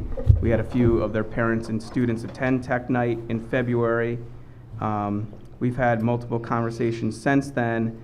Today, John Heffern and I had a meeting with Mary Ross, the principal, toured the school, and at this date, she said there were currently 5 applications of 6th grade students that she knew that were coming to Pioneer next year, with the possibility of more. That's over a 50% increase in our numbers from Vernon, just in that grade alone this year. We currently have 9 Vernon students spread out between 7th and 12th grade at Pioneer. So to know that 5 more applications plus have been filled out to come to Pioneer is quite exciting. So I just wanted to update you on that. We have another flyer we're putting together. They're going to be emailing out the principal to all of her students this week, highlighting the programs and things happening at Pioneer.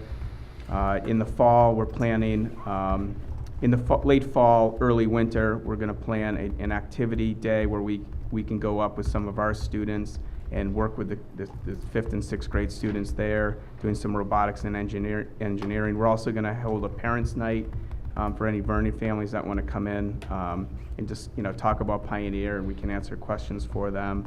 And in the spring, we're gonna follow up with more information about the school and possibly do another engineering or tech day up there. So there's a lot of good things happening and trying to build relationships, with Vernon. So that's very exciting.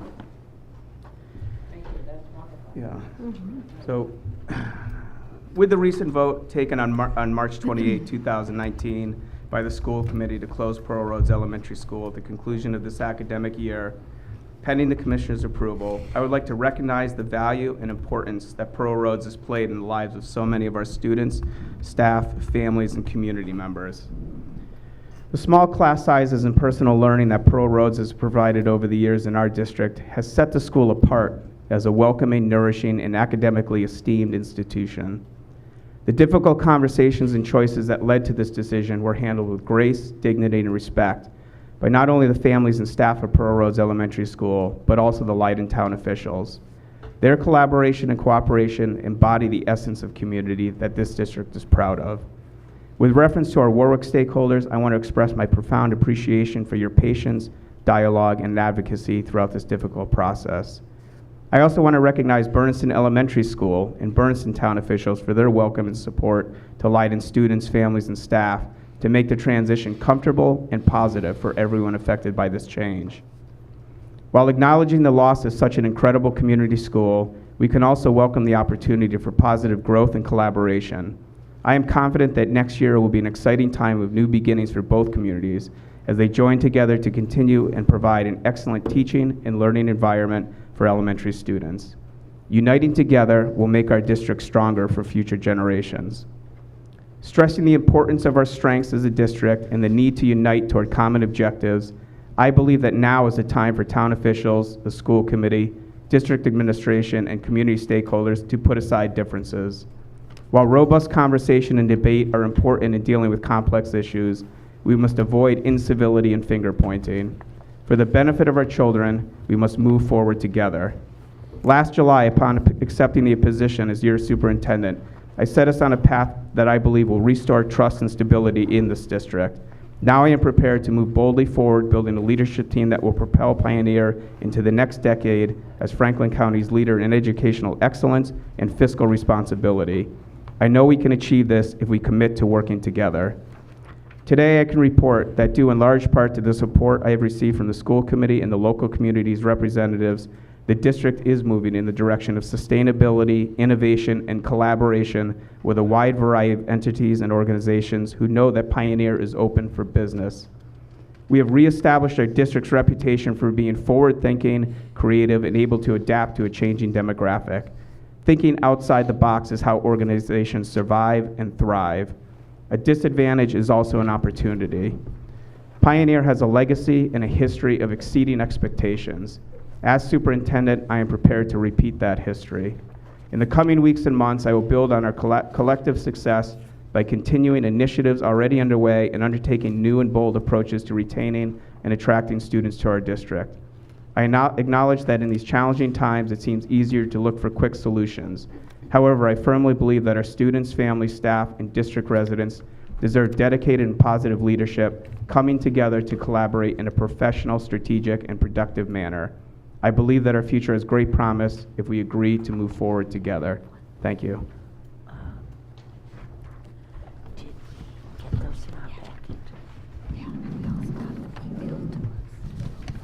I do numbers, not words, so I don't have a fancy report typed out. Maybe someday. In addition to the financial reports, I just want to kind of update on just a couple things going on. Our end of the year report audit is wrapping up. I've been working with the auditors on that.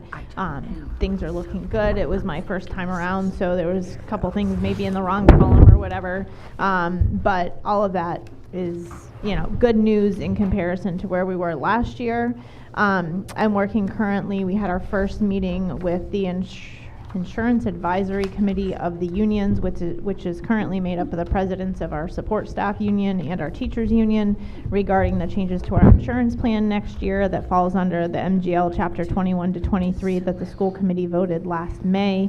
I know there's a lot of confusion about voting that in because there wasn't a lot of knowledge surrounding that, but just to really briefly kind of update you on what you voted last year, MGL 21 to 23 basically states that we have to go through the statutory process if there's a change in insurance plan that benefits the district and obviously the members, but we have to go through this process to accept the change and put a mitigation process in place. And essentially what that means is any savings the district receives, 25% of that has to go back to the members. So this statutory process and negotiations that happens around this is happening around how the union members would like that money to come back to them, essentially. So we're going through that process right now. We had our first meeting. The next meeting will be April 23rd, and hopefully it'll be a quick and simple, easy process. I've been working with our lawyers and Joe Shea from Hampshire Regional Trust Insurance to get that moving. So that's kind of what I've been working on most recently. I've also kind of taken on the actual school lunch reporting and stuff. As some of you may or may not know, we have had a resignation from our food services director, Rob Haley, so I will be taking on the reporting and the DESI and sales tax and all that stuff for the time being. So if you have any school lunch questions with reporting, forward them along to me. He will be dearly missed. He's done a wonderful job with our menus, our food costs. The students love him, the staff members love him. He's always got a smile on his face, but he had a great opportunity that's a little closer to his heart. So we were lucky to have him for the time we did. So that's what's going on there. Excuse me, Tanya, will he be here through the end of this school year? May 9th. So I think we'll be okay, though. We've had our food service staff that's in place right now, because we didn't have a food service manager in the past. They've helped with ordering and things like that. So we're going to work with Rob and the staff at the current schools to kind of figure out the ordering and do all that for the end of the school year, and we'll start fresh. But we haven't had that yet. I just kind of, we're working that way. Tanya, yes. David has a question. I just want to confirm that the clawback, the 25% to the bargaining unit. Yep. That's just the first year, right? It's 1 year only, and it's in our budget. So anyway, so that's what I've been working on. Next projects, one of the other things I've been working on is working with the policy subcommittee on a student activity policy. I will be going out. I just received work paper documentation from our auditor so I can perform the internal audits on our student activities. So I will be hopefully performing those in the month of May, as well as working on our chart of accounts that I'd like to implement for FY20. I'm not sure if that is going to be on par for July 1 because, as all of you know, we've had a very full year. But I would like to at least get that started and implemented and have some feedback from our auditor before the year starts. So that's what I've been up to. So I got a follow-up insurance question. Dang, give me a second. I've seen you moving. I thought I did. I guess if it comes back. Maybe I'll answer your question. The reason for this is we're getting a 0% increase in our rates for next year, so that's why this is happening. It has to do with the PPP. So so not the HMO. PPO. PPO, not PPOE. That's another thing. So even though the enforced contract says that we will contribute 75% of the cost of the HMO plan, we contribute 75% to the cost of the higher priced PPO plan. Will this action correct that? This doesn't specifically talk to that, but I think that's something that we definitely need to look at within the contract and how to manage that within our current accounting software. I think that may be why it hasn't been done that way, but I will follow up with our payroll HR personnel on how. It's not a procedural problem. It's a historic problem that, notwithstanding the fact that the contract is clear as the nose on your face says we pay 75% of the cost of the HMO. We haven't, and the legal consequence of not having of doing this in defiance of the contract means we can't reverse course. But my understanding is that adopting this act takes insurance out of the contract completely and puts it in this other process. So you might not be able to answer the question now. I don't think it takes it out of the contract completely. This is a statutory process that has to be followed under this MGL if there's a plan change to mitigate the savings that the district receives. It's very complex, long language, but after meeting with legal counsel and the insurance company and our union representative this past week, it's a lot of legal jargon around a much simpler process. So when I was chairman of the budget committee last year, I discovered we were paying about $70,000 or $80,000 a year for insurance that was violation of the contract. So it seemed to me like, let's straighten this out. Let's follow the contract. And the attorney said, you can't, because this is how you've been doing business, and you can't, even though your contract says you've been doing it. You did it this year, you did it last year. And my understanding was the way out from under it was taking health insurance. So get us the answer to that next time, please. I will follow up on that. Thank you, Tanya.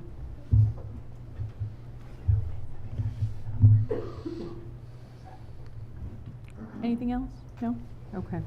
Subcommittee reports, please. Negotiations. Sorry. Negotiations, we have a date of May 8th to meet with the support staff. And we will be doing that. I believe it's at 4 o'clock on a Tuesday afternoon. Excuse me, Pat, was that posted anywhere? I don't think so, not yet. I'm just letting you know. Okay. Anything else from negotiations, Pat? No? Thank you. Building and grounds? We toured the school here at Bernardston tonight, and it really looks great. And Bob has worked up the classrooms for next year. He's done it 3 times so far, and he said he's probably going to have to do it again. So it looks like he has plenty of room for our kids from Leiden. I'm delighted to see that. And I also want to say that as a Leiden resident, I'm delighted that we have such a lovely school that our kids can come to. So there was nothing more on the report. Great, thank you. Mm-hmm. Curriculum and personnel. Okay. Our only item of business at our last meeting was to look at revising and adding to an older job description for the curriculum coordinator grants manager position that we budgeted for FY20.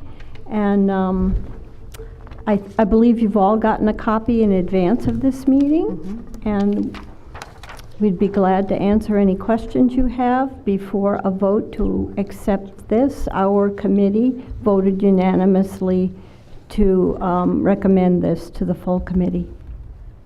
Okay, does anyone have any questions, clarification needed? Go ahead, Sue.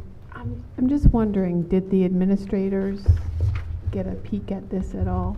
John? Yeah, okay. Yeah, I was involved with this. We actually looked at the East Hampton. Part of this was we looked at the East Hampton. They have a curriculum coordinator grants manager to see if there were things that needed to be added, and so this looks very good, very thorough. Great. I just wanted to make sure those eyeballs had been on it. Yeah. Anyone else? Questions, comments regarding the job description? So are you're ready to vote? So need to move to accept it? Yes. So moved. Okay. Sue? Do we want to change the date on the bottom? The bottom. Yeah. I think that would be appropriate to do so. When was the administrator evaluation system adopted?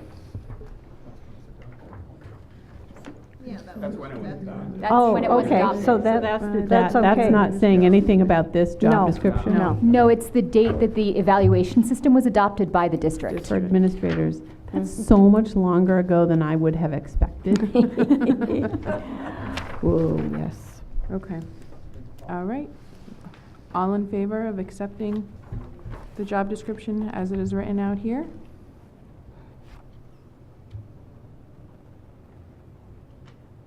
Okay. Any opposed or abstentions? I think it was unanimous. I'm so excited about this. Me too. Thank you. Thank you. Budget Subcommittee report. Budget Subcommittee met April 4th with John's schedule making some budget adjustments.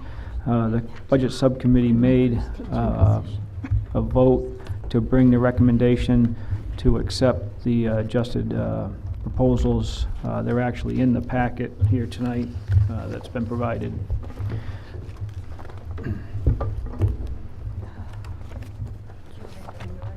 Yeah, Tanya, if you want to speak to that, or John, with the changes with the. That's this one? Like that? Like this?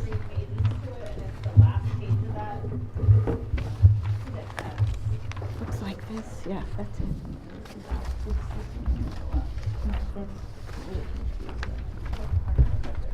Well.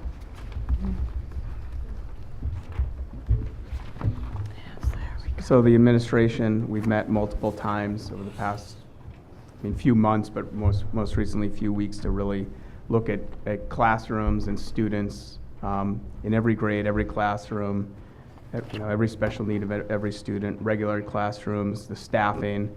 And so we feel very comfortable as far as the aides go, and restoring 3 back to Northfield are really needed. Restoring 1 to Bernardston is needed. Helping offset some of the utilities for Pearl Roads, some of the utility costs for the town, and the Dean of Students is a needed position. So our recommendation is to restore these positions, which leaves you $47,244, which could be used as net funds to offset the town assessments, which would reduce the assessment to 1.14%. Another suggestion at the meeting I made was this could be made, a principal payment could be made on the deficit, which is basically around the same amount. But I'll leave that to you. But that's our recommendation. I'll go over the front sheet that's got. So what I did is I took this document that all of you are probably kind of sick of looking at, but it's the same format that the budget has come in. It has your revenues at the top, and it has our 16 categories at the bottom, which the school committee has to vote. I didn't feel the need to have all the extra spreadsheets and stuff behind it because we're still waiting on the commissioner's approval. So once that comes, then I will do the copy and paste from Pearl Roads to Bernardston and all that. So this is a high level by category. So if you look, the far column to the left is still our FY19 budget. Your administration recommended is the one that is currently accepted and voted on by the school committee on, I want to say, March 6th. The next column is the savings by category of the $188,544 that we discussed at the budget subcommittees and has been updated based on the FY20 budget, which you have backup behind this for.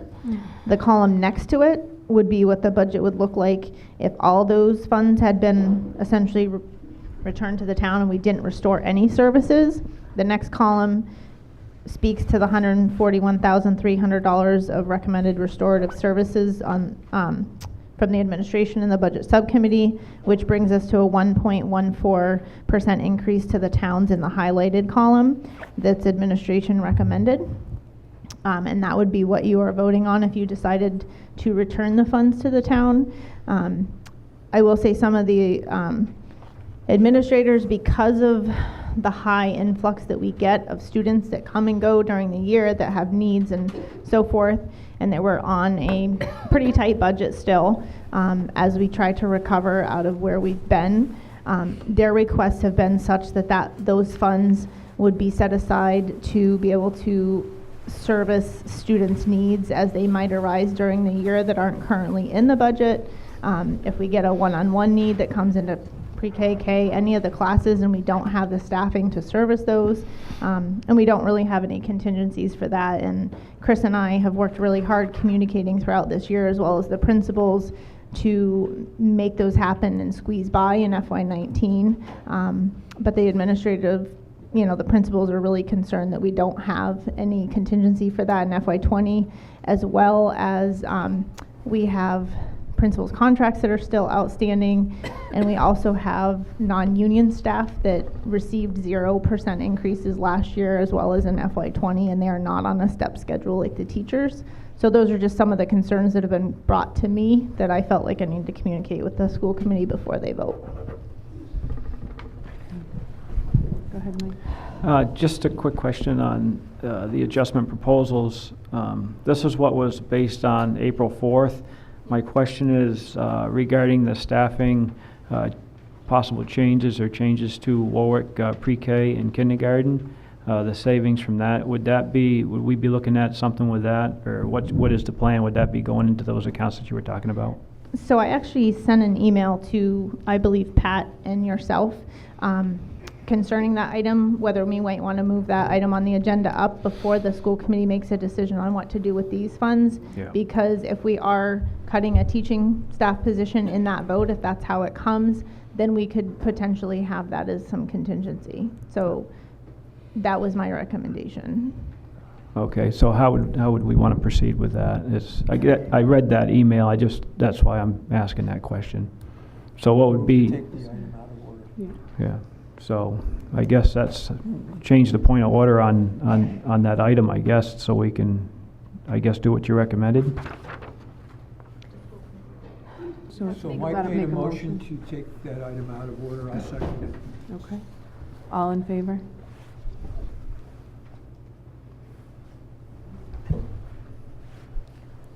Opposed? Abstained? Okay. We'll move that item out of order to right now. Is that number 5 under new business? Is that what we're moving? Yes. Yep, number 5. Okay.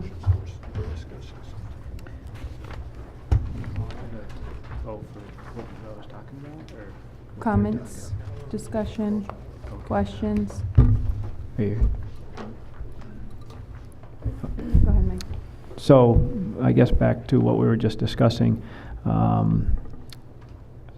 guess I'd like to make a motion, I guess, for the savings to either be put into an account that I think Tanya was talking about. So there's, I guess, reserve. Is that? It would be the other available funds that we created this year that we captured any savings that would be voted on by the school committee as needed throughout the year.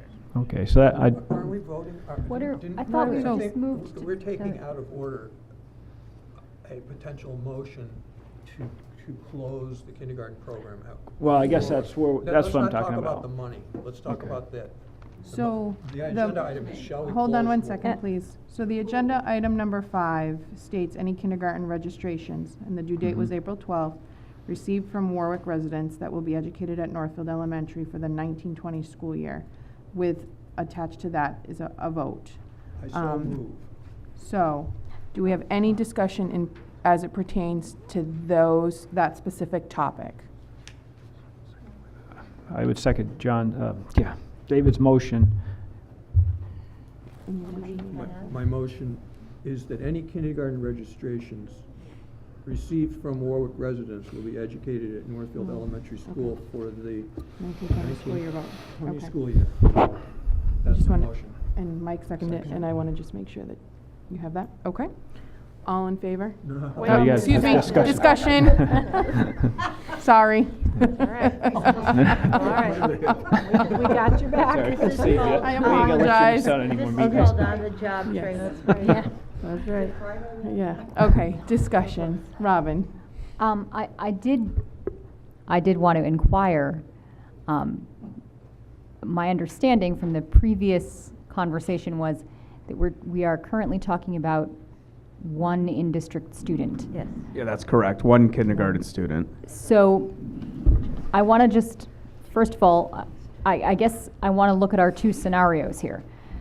So the scenario that we're voting on is that this one student, be incorporated into the Northfield kindergarten. Mm-hmm. If we do not vote to do that, what are we looking at? I cannot imagine we could have a class with one student in it.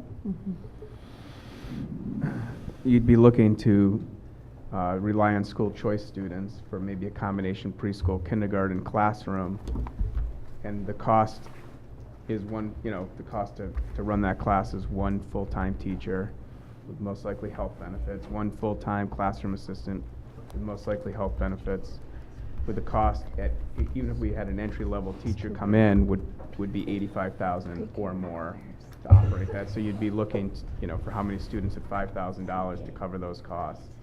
So this is the case that we argue against when we talk about overdoing school choice. Mm-hmm.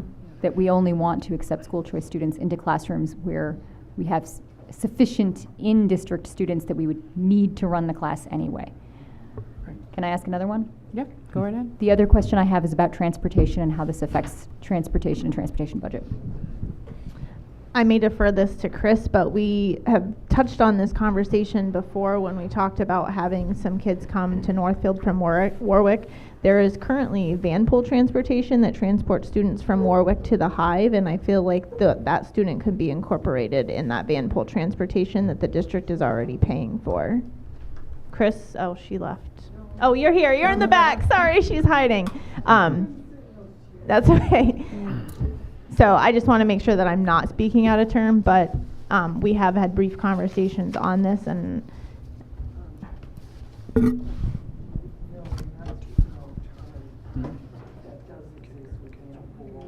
Mike, the mic. I'm sorry. Is this You on? have me right on it. Hold on, let me find it. John and I have already communicated with Kosmeskis as well in terms of transporting students from Warwick to Northfield, so that's also a possibility. So what we will do is, should this be decided tonight, then we'll look at, compare some costs and see what is a better deal, so to speak. But it is entirely, yes, obviously it has to happen, and it's already happening anyway. I am confused, though. I thought we already voted. Didn't we already have this discussion in the earlier? We discussed it, but we didn't actually vote. Oh, I see. Okay. Right, thank you. David? So I asked Mike, how many students are projected for kindergarten at Northfield Elementary, and his data said about 22. And I recall earlier this year, we were, no? How many? Yes. No, I want the projection for next year. She has that. What is it? Megan has the numbers. Yes, please. Could you, Megan, explain that? 14 enrolled. There are 4 unknowns. I'm sorry, 15 enrolled. And there are 4 unknowns, meaning they're in the census. We have the information. They have not enrolled.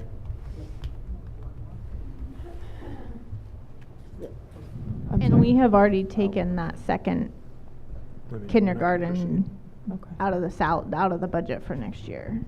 Okay. Due to the census information we had when we were preparing the budget. So the budget we voted on doesn't have kindergarten at Warwick already? No. I'm No. saying at Northfield that only it has the one class. It doesn't have. Right, right. So where I was going was that, we saw fit to have kindergarten classes of 12 and 12. Some kids from Northfield could go to Warwick to balance the load, but it'd be pretty small class sizes. But they can't because 10 at the most. Brian from Bernardston Finance Committee made a statement that may have been lost on you, and that statement says that the towns are going to take back the savings. Towns are going to take back the savings from the closure of Leiden. The towns will take back the savings from closure of Warwick at kindergarten and get closer to their goal of the finance committees and select boards, that there not be any assessment growth in the face of our dwindling size, et cetera. So I think that closing Warwick's kindergarten this year, this trial year for Warwick to try to turn it around, is in effect taking one of the 4 legs out from under a table. And it's not going to stand very well. It's sort of setting up the conditions for failure. So I wouldn't, even though I'm a flaming liberal, I wouldn't normally argue for spend the money because we have it and we're going to lose it if we don't spend it. But I think that's the case here. And I think that if you care about the district and solving our problems, that casting Warwick out, which will be the effect. First you close the kindergarten, and then this next year is unsuccessful because of the lack of confidence in parents and sending whether the school will be open. This is not a good cue to give. Please wrap it up just a little bit, because I want to make sure we're cognizant of everybody's questions. Please. Anybody have any questions? Get my point? Yeah. Okay. I'll stop now. All right. Sharon? We are working so hard to be self-sustainable. We cannot continue down this path and hire teachers and pay $85,000 for 1 or 2 students in this district. That's disastrous. So I would make the motion that we go ahead. Well, we have to listen to everybody else, but Motion's been made I by can't me. even Thank you. think of. There's a motion made, I was made it. made. Thank you very much. Yeah. Okay. Every time I hear the word Van Pool, I hear cha-ching, cha-ching, cha-ching. I'm just wondering, on transportation, if Van Pool has a total cost, or if we're paying for each child that would be transported from Warwick to Northfield. So we already are paying for the van per day, so it doesn't matter if there's 2 kids or 4 kids on that van, That's or what I 6 want to or know. whatever the I just know capacity is. So it's already in the budget. I just know it's very expensive. Thank you. Mike? I guess I'd just like to say that we need to be fiscally responsible. And if you have 1 child and you have the cost associated with that, and it can be, the student can be taught someplace else, I think as a district, we need to look at the whole district to be fiscally responsible. Thank you. Anyone else? Questions? Sue?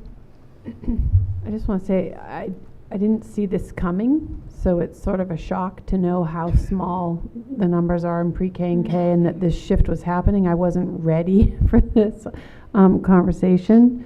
The numbers seem sort of self-evident as being unsustainable. It's just really discouraging. And I really do hear the feedback that we can't float our school on choice. That's correct. You just can't do that. It's just sort of devastating to see the crack already.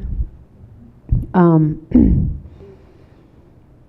I do think that I would like us to try to open the 2 campuses to each other more, in some way.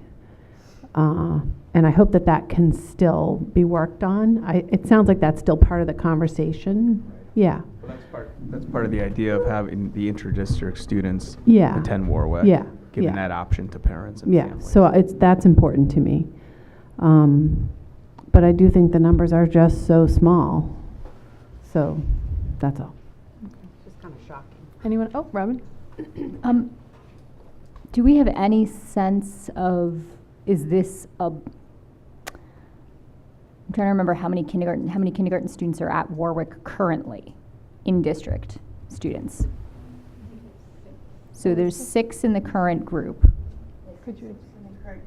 And just this particular year, we have 1 kid that came up. Do we have any sense of what we're looking at next year? Because right now we're just talking about There's no preschoolers in the district as of this year. There's no preschoolers. That I don't believe. Or is that not true? Or 2? 2. Sorry, 2. 2. But Okay. All right. Jessica? I'll just say, it's common in Warwick that many people keep their preschool kids at home and send them at kindergarten year. So that's a hard number to predict because a lot of those kids don't preschool there. That's what I was thinking. I was thinking we're talking about a 1 year kind of weird situation where we just don't have the numbers to make it work.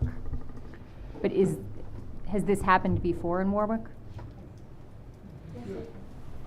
Go ahead. Do you want me to speak? Yes, please. I would like you to speak to that. Yes, we have blips and dips, and we have all along. And if you think that we have 7 years of children, 7 grades, and we have, 38, you can do the division, and they're not all in one, evenly spaced. So some years we have 6 or 7, and other years we have 1 or 2. And that's been that way since I've been in Warwick, so. Okay. Thank you for answering that question. Mike and then Sharon. Looking at the projected student choice into Warwick to the projected school choice kids in from Warwick that go to Pioneer, what are the numbers over the last 5 years of students that have moved on from Warwick to the Pioneer Valley School? All right, so currently there are 2 students at Pioneer. There's a 10th grader and 11th grader that are from Warwick. So the last 3 years you haven't had anybody from Warwick. That was school choice. School choice, I'm sorry, from that attended Warwick that now attend Pioneer. So we currently have 2 students. And so in the last 3 years, we've had no students move from Warwick Community School that were school choiced in from another Correct. district? There's 1 10th grader, 1 11th. Okay, thank you. Sharon, go ahead. As far as looking at projections for pre-K or kindergarten from Warwick, there is no way that I think that you're going to come up with 15 or 17 students to make yourself sustainable for that $85,000 next year or the year after. So I am a little perplexed here. So I know, Jessica, you had your hand up. Did you have anything that you wanted to comment on? This is just a general comment about the past 3 years, which is that we've had a mass outflux of students all around in the past 3 years. And we've been talking about whether or not people who choice in from different places know whether they can catch a bus to come into district. So this is not an answer to this question in this moment, but I think something that we should be looking at if we want to be collecting people from the elementary schools into the high school. Okay. All right. So, go ahead, Tanya. I just want to make a quick comment. Elizabeth, stay there so you can answer. I just want to answer to the question about Marhar real quick. I attend monthly business managers meetings with the business managers from all the surrounding Franklin County business managers, and there's been discussions on school choice and stuff that have happened at these meetings, and they said that the history is such that the Warwick students return to Marhar for the programs there. They better suit their needs and wants for their educational goals than what's at Pioneer at the high school level, the 7th through 12th level. So that isn't just the past couple of years with the mass exodus. That's kind of a long-running history, and some of these folks that are at these meetings have been in Franklin County for 10 to 15, possibly 20 years. Okay. All right, Jeannie? How many 6th graders currently how many school choice 6th graders at the Warwick Elementary School are going on to Pioneer? We only have 5 6th graders. And how many of them are school choice? Wait a minute. We have 6 school choice 6th graders right now. Pardon? We have, based on the numbers that I received from Tom when we spoke about the school choice, there's 6 school choice 6th graders. At the Warwick Oh, Elementary? I'm sorry, 6th graders. I was thinking 5th graders. I'm sorry. I was thinking you're ahead already. All right. Yes, yes. Currently there's 6 school choice. How many are going on to Pioneer? I don't know. Did students pay more for school choice when they go to the high school? No. So the $5,000 that they paid if they were in Warwick is the same as the $5,000 they would pay at the high school. That So if we the- would receive, yes. So if the high school were to recruit choice students, they would still only get $5,000 per student. Right, Okay. there's no monetary change. I get a little, I was a little confused on that, okay. Thank you, Elizabeth. Okay. And that would be my question. How many of the current sixth graders are planning Is on that- going? That would give us an idea. Okay, that, I don't know. I mean, I can ask them. I think many of them do go back to Marhar, and, you know. So we do have a motion on the floor in a second, if there's no further discussion. The motion is any kindergarten registrations, which the due date was April 12th, received from Warwick residents will be educated at Northfield Elementary School for the 1920 academic school year. Okay? And that's the Everyone motion. clear with the motion? Yes? Okay. All in favor?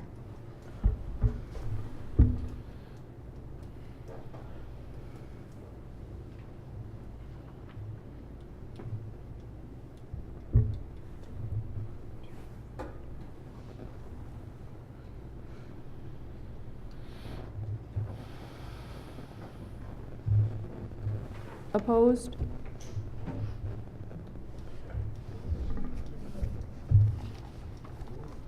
And any abstentions?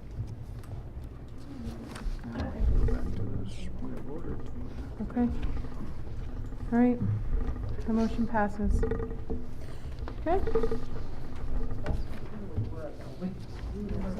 So now we have to go back. So that was, now we have to go back to the budget subcommittee report, discuss the revised FY20 budget that was presented, because the question was, as far as the financials regarding kindergarten and how that would play out. Correct. So my recommendation to the school committee, based on input that I've had from the principals, and the reason for taking that vote first is with the savings from the teacher for that position, I then think that the principals could maybe support, and we could recommend that the funds remaining after the restorative services from the Leiden closure go back to the towns as they've requested. And then we also have funds available from the savings of the teaching position, possibly benefits and an aid, that could be available for the needs of the students in the district-wide, whether it's Bernardston-Northfield, Warwick, or Bernardston during the year, because things come up during the year and we have to service these students, and we're pulling from other pots to make that happen right now. Okay. Mike? Tanya, could we get a definitive number, what that would be? It is $85,000. Okay, good. That's what I wanted to hear. For the teacher For the position? aid, the benefits, and just what's in the budget. So in addition to what's in the budget currently for that teacher, we subsidize it with $12,000 in early childhood. So in addition, that $12,000 in early childhood could be reused to support our preschool programs across the district-wide. Okay, thank you. Okay. Any other questions? No? Oh, go ahead. Emma.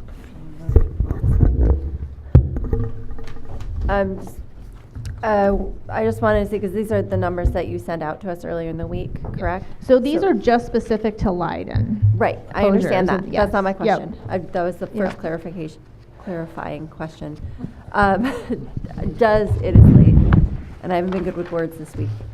Does this reflect the most recent meetings with the principals and the restructuring that I know Bob specifically has been working on for Leiden? Yes, so Bernardston? the savings for the Leiden closure don't change because there's staff reconfigurations that are Right. part of that. So the savings of the 188,544 still stand. I understand Yeah. that. I'm asking about the breakdown, So where all of those the- things are going.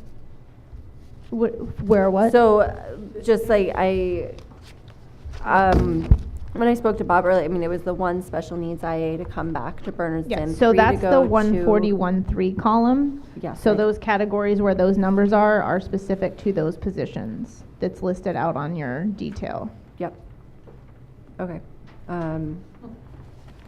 I may have another clarifying question for you, but I'm going to try to think on how to word it better first, so give me. So in the meetings that you all had, I have this lingering fear, because I've heard it said, that the classroom powers were all removed from Bernardston. Was that true? I just need to know that okay. So in our original budget configuration, we reduced the Bernardston classroom IAs. There's a difference, classroom and SPED. I know What's the being restored is the SPED. So there was 2 classroom aid reductions from the budget. One of them is retiring. One of the original savings calculations that was in the Leiden calculations before I revised it was a classroom aid. So we restored that essentially to the budget by not including it in the savings. So there is one aid being restored. And part of these administration meetings, and one of the things that we spoke about, and Bob actually spoke about it to the Building and Grounds Committee, was a reconfiguration of how the 3rd and 4th grade class run to best serve those students for next year. And that allowed us to have that model, and I think all the principals were all on the same page. We've got a good configurations and how those reconfigurations will work. And I think we left our meeting on, was it Thursday that we had? Feeling pretty confident that the students were going to receive the services they needed with the staffing that was going to be in the budget for next year. Okay, because that was a big concern at the budget subcommittee meeting as well. But with So that that's been said, addressed. Bernardston is the school that services the highest amount of special needs or behavioral needs in the district, and they tend to draw them in somehow. So we just need to be cognizant of that and be able to provide for those when those come up during the year and they're not in it. And this would allow for that? Perhaps. Anytime you the have, capture from the Warwick thing? Right. So if we have a student that comes in that needs a one-on-one IEP, we are required to provide for that. So we don't have contingencies for that right now. We're restoring to the services for the students that are in the district right now. Just in the past week or two, before we even had these meetings, we knew about 2 additional students that were coming in. So that's where all these conversations came from, and the restorative conversations.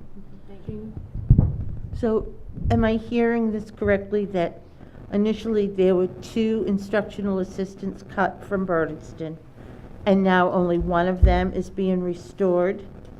One of them is being restored from the budget line item in Pearl Road, so yes. So only one is being restored. My concern is that the students that required the assistants haven't left the school. But there's this is those are classroom IAs. The special I needs know. are being restored. Bob, do you want to talk about kind of? But you said that two classroom aides were cut, and you're only replacing one of them. That's my concern.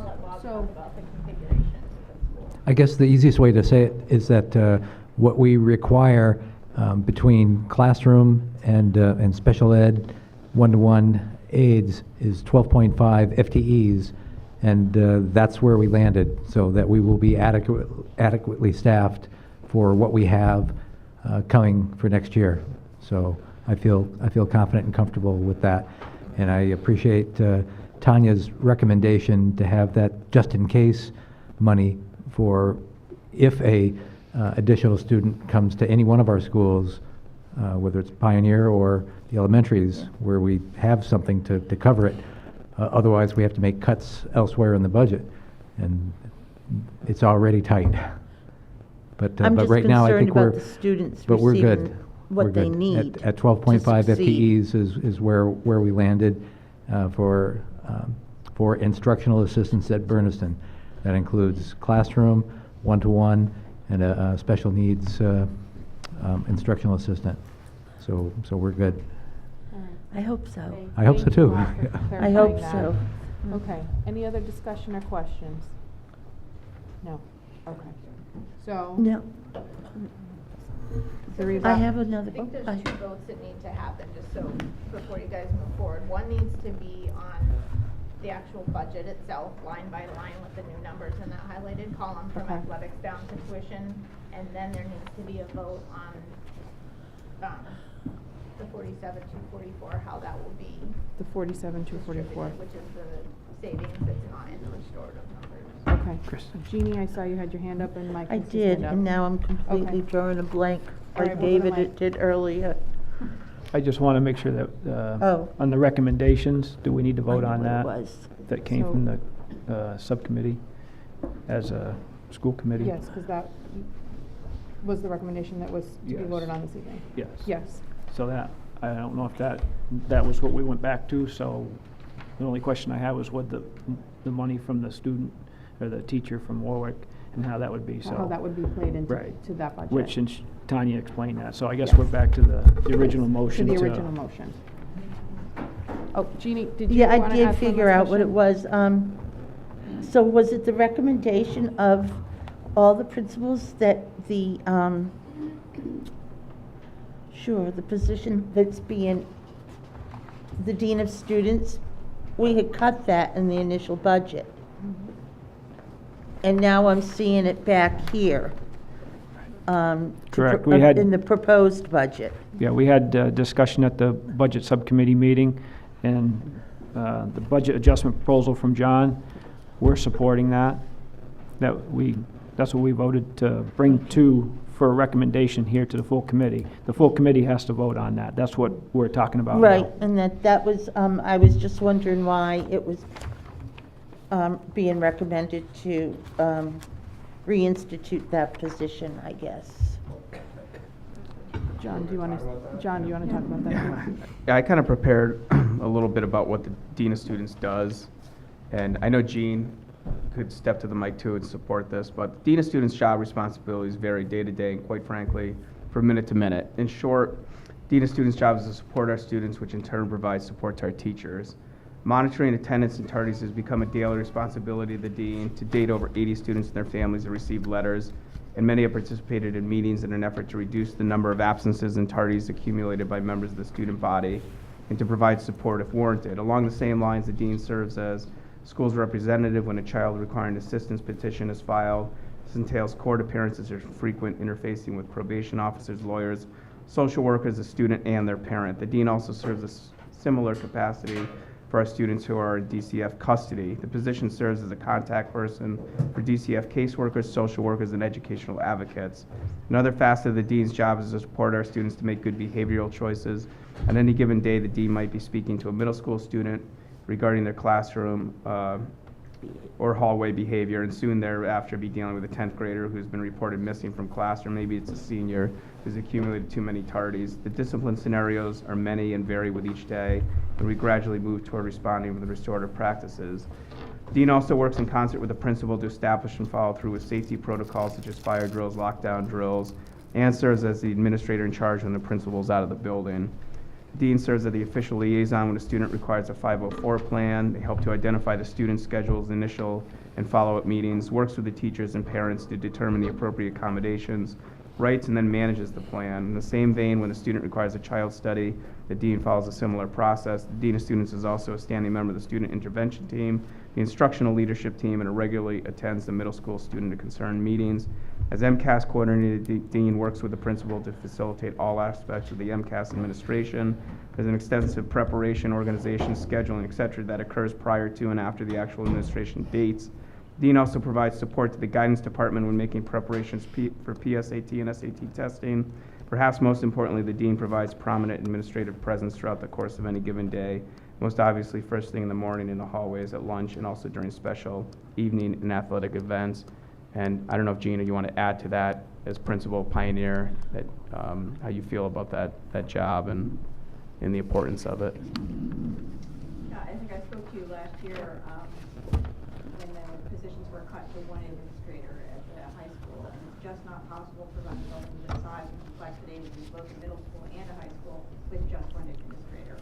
You need at least 2 full-time administrators, and I would even advocate for more recognition of the significant role that the Dean of Student plays in terms of the compensation of the Dean of Student pays. Thank you. Okay. All right, thank you. Thank you, John. Okay. Just wanted With that a being little said, history background. are there any questions about that? Is there, no? Do we have a motion? I'd like to make a motion to the budget adjustment proposal that John has recommended and that the budget subcommittee is recommending to the school committee. I think the 47-244 is a separate item that we're Yes. gonna, okay. Yep. So just on the adjustment proposal, that would be the recommendation that I'd recommend. In your motion. In the motion. Mhm.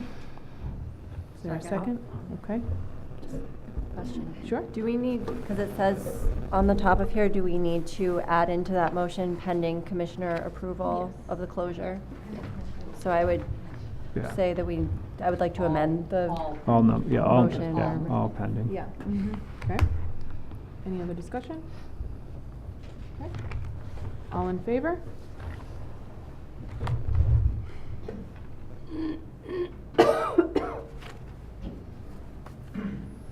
Okay, opposed?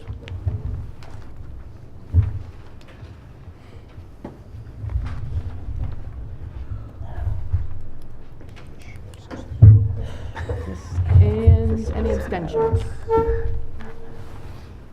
No? Okay. All right, the motion passes. Okay, do we have another motion? So, moving on to in the same document, the 47-244, I'd just like to have Tanya explain that one more time and what the options are there. So the budget subcommittee, when you guys met, recommended that after the restoral of services that was recommended by superintendent schedule was made, that the 47,244 would be returned to the towns.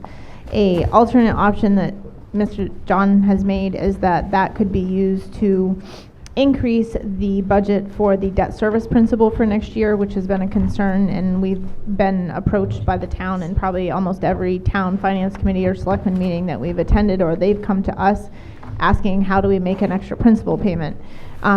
So it could be used to increase that particular budget line for the principal debt service. There wasn't any conversation on that though when we did bring that up, so I'm not sure that the towns want to entertain that or would support that.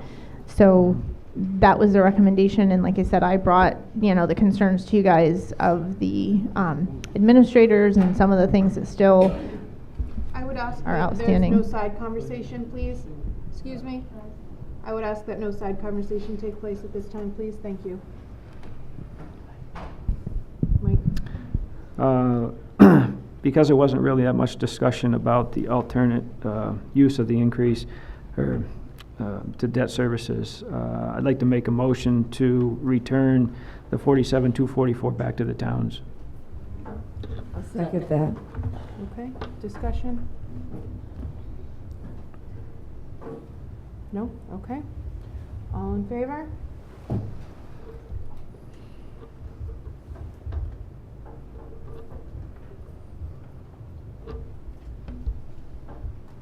Okay. Opposed? Abstentions? No? Okay, motion passes. All right, next on the agenda item is policy subcommittee report. We had our most recent meeting yesterday to discuss student activity accounts. We are nearing having a rough final draft for a student activities account policy. Lengthy policy. Student activities account policy. We are going to look at a few documents that we need to implement into the policy, which we'll be doing that at the next meeting, and then our hope is to be able to take that document and recommend it to the full school committee meeting. So that's it. District agreement subcommittee report. Sharon, do you want to talk about that a little bit, please? Sure. Thanks. I need to wake up, sorry. We really have nothing to report right now about that. We have some work to do. There's some language that needs to be added in there about transportation and length of time for students that really wasn't addressed within that district agreement, and it needs to be in there. So we've got some work to do further on that. Okay. Oh, Okay, all right. So a possible vote will not be taking place this evening because the document is not ready. That's correct. Okay. All right, old business. Vote reallocation of rural aid funds. I'm sorry, it's getting late. So when the rural aid funds were originally voted by the school committee for their intended use, $15,750 of that was voted to fund a part-time elementary music teacher for this year. Unfortunately, we were not able to find any candidates willing to fill that part-time position, and because we're nearing the end of the school year and we're required to spend those funds by June 30th, we are asking for a vote to move those funds to teacher, para, and other salary lines, which will assist us in covering new contractual obligations, as we do still have the support staff contract to negotiate before the end of the year.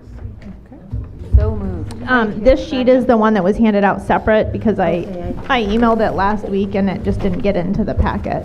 So it's the the loose sheet that you guys received.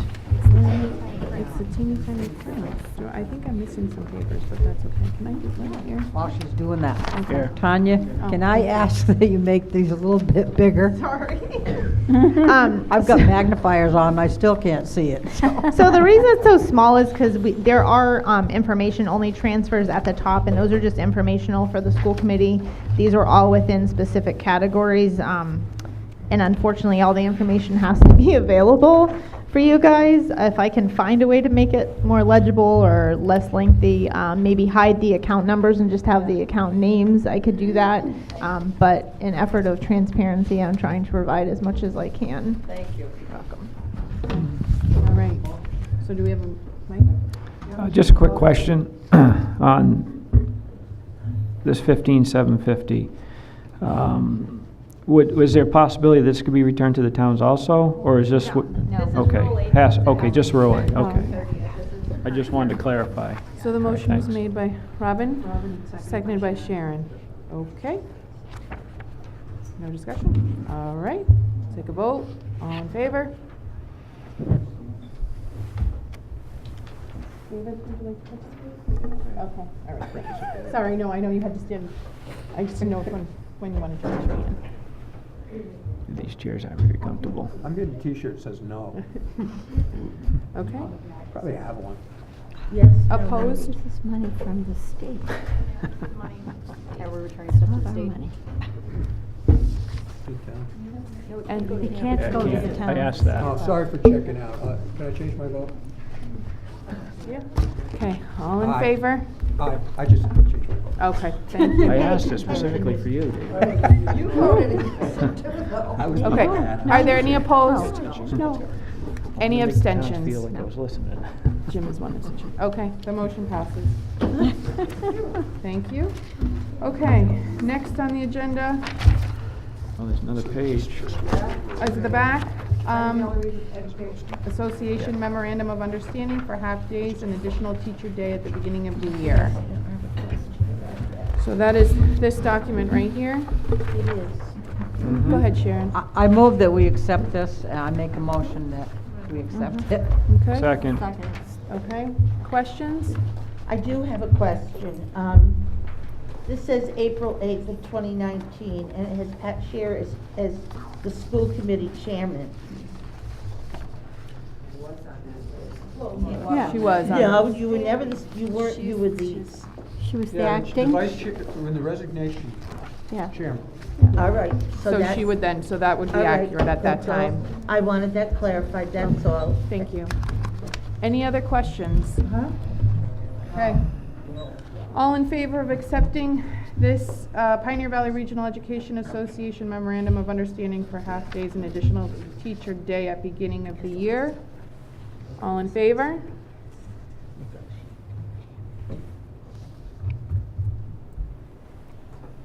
Okay, that's unanimous. All right. Next, Oh, this is that counter vote. I'm The up here early, sorry. 2019-2020 school calendar vote. So we were provided 2 copies of the school calendar. One As I understand it, yes, there's an option A and an option B. And we just voted to add a day on the front. Which did our teachers or our professional staff require? Option B. Option A. Yes. The letter of agreement. Yeah, what's the question? Which calendar did you vote for? Which calendar had the teachers prefer? The last I heard, A was winning. A was winning. So I don't know the final count, but that's what I was told by Stacy the other day. Okay, so Sharon? I make a motion that we accept option A for the school calendar. Okay. Do we have questions regarding that motion? Go ahead, Jeannie. Yeah, I'm just trying to figure out here, is August 27th and 28th prep days? And then the students would come in on the 29th? So August 27th would be the day that the faculty would arrive. The one that you just voted on in that Yes. letter of agreement. No, the 26th and the 27th would be the faculty prep days, based on the letter that we just agreed to. The Monday is? Correct, Yeah. because we just agreed to give them an extra day at the beginning of the year. I don't have that. And then, It was in our and then the students' first day would actually be the 28th. So then what happens on the 29th? No, this School happens. No, that's not correct. That's not correct. The what I believe is, it's either the 26th or the 27th. I don't have it in front of me.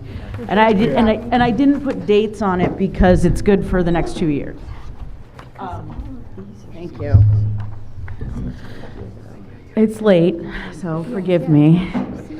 So the 26th is the day that we just added in by the letter of agreement, which had been previously written in as a memorandum of understanding that we renewed at the beginning of this past year and intended to work into the contract. And it slipped through the cracks of all the other discussions that were happening. So I'm back again with an MOU to say, can we have that day, which is a day in our rooms, where we're working, no meetings, we're working on setting up our rooms. And we come in that day early in exchange for getting out with the students the day before Thanksgiving, Christmas, vacation, and February vacation and April vacation, right? So that 26th will now be black and darkened, and the 27th and the 28th are the regular days that the faculty comes in. And, well, it says on here, students' first day. Right, that's, Faculty first. Oh, so we only had one faculty first day before? I thought we had two usually. So should this read 8/29 as the student's first full day?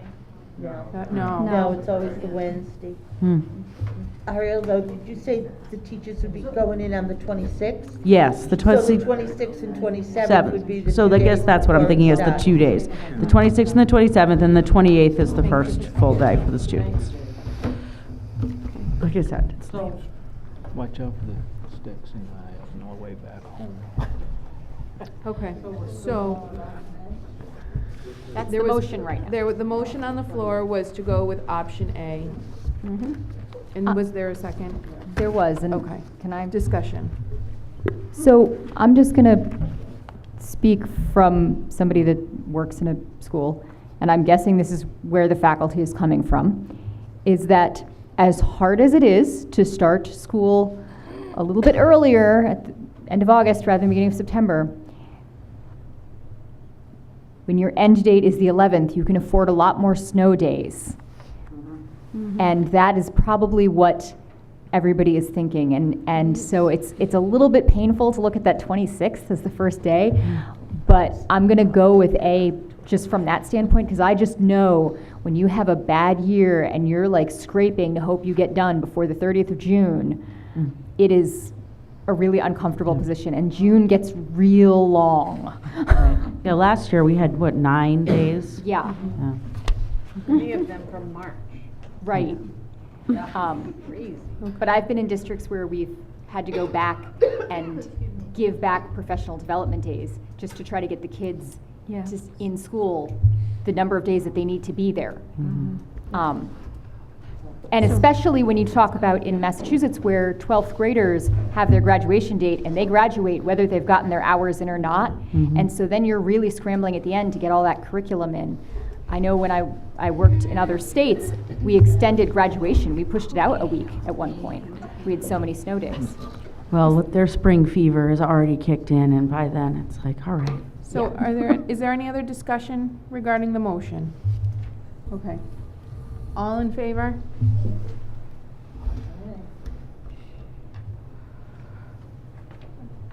Okay, all right, motion passes.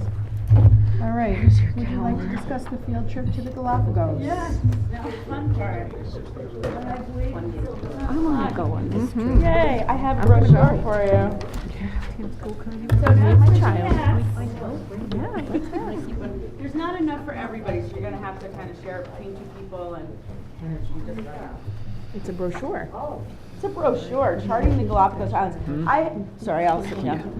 I had wanted to show you a quick video that's made from a prior group that went, not from our school, and but I did not get any communication about setting up a screen. So there are videos online if you were to Google EF Tours Charting the Galapagos, and it's amazing. It'll make you definitely want to go and see the value of this for educational purposes. There's one that was made to submit to colleges as a supplement to a college application, which students can get credit for doing if they so choose. So hi, I'm Arielle Leroux. A minute ago, I was the president of the PVREA. Right now, I am a teacher at Pioneer. I'm an 11th and 12th grade teacher. Some of you may remember that last year I inherited a trip that had been planned. You have to plan these things over in a year in advance so people can make payments slowly and you can plan for it. I inherited a trip to Scotland and Ireland and took a group of 8 students, and it was amazing. We had a great time.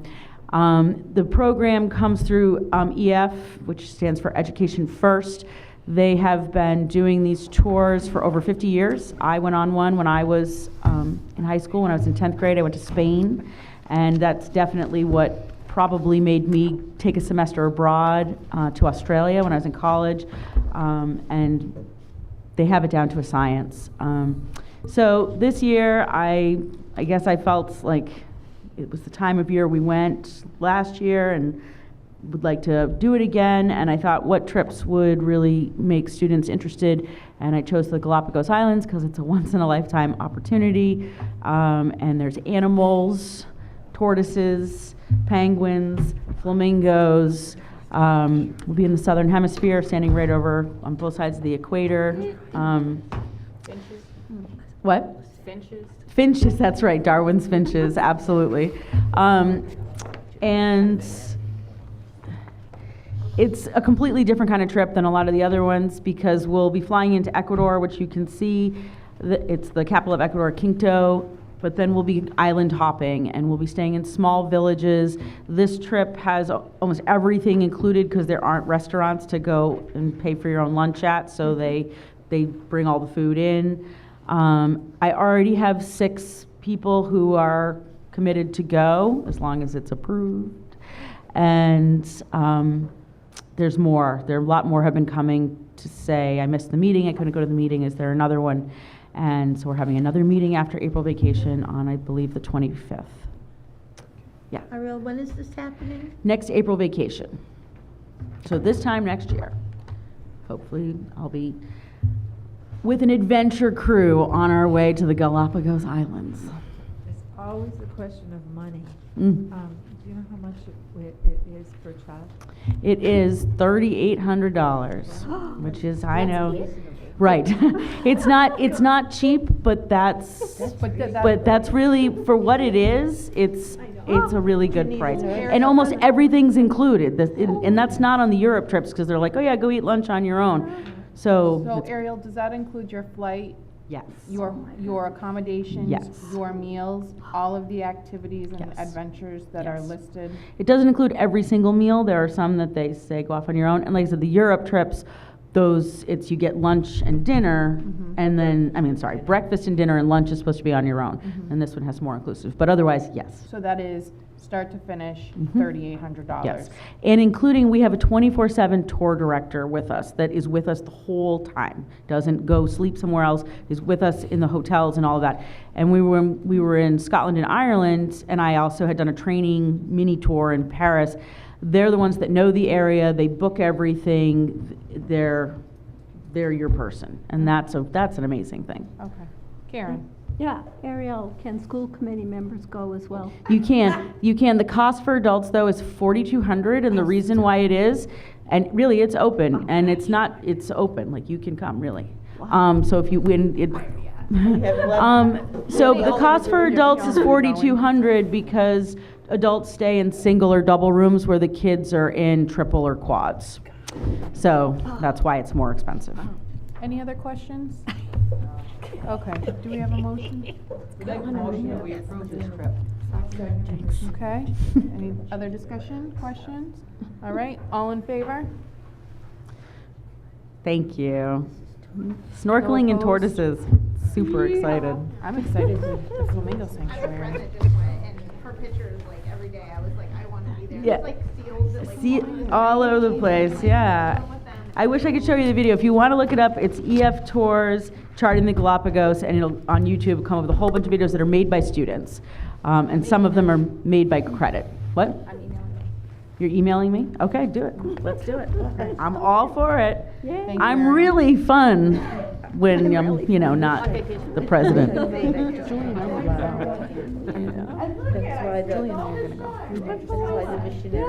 Thank you. Get some rest.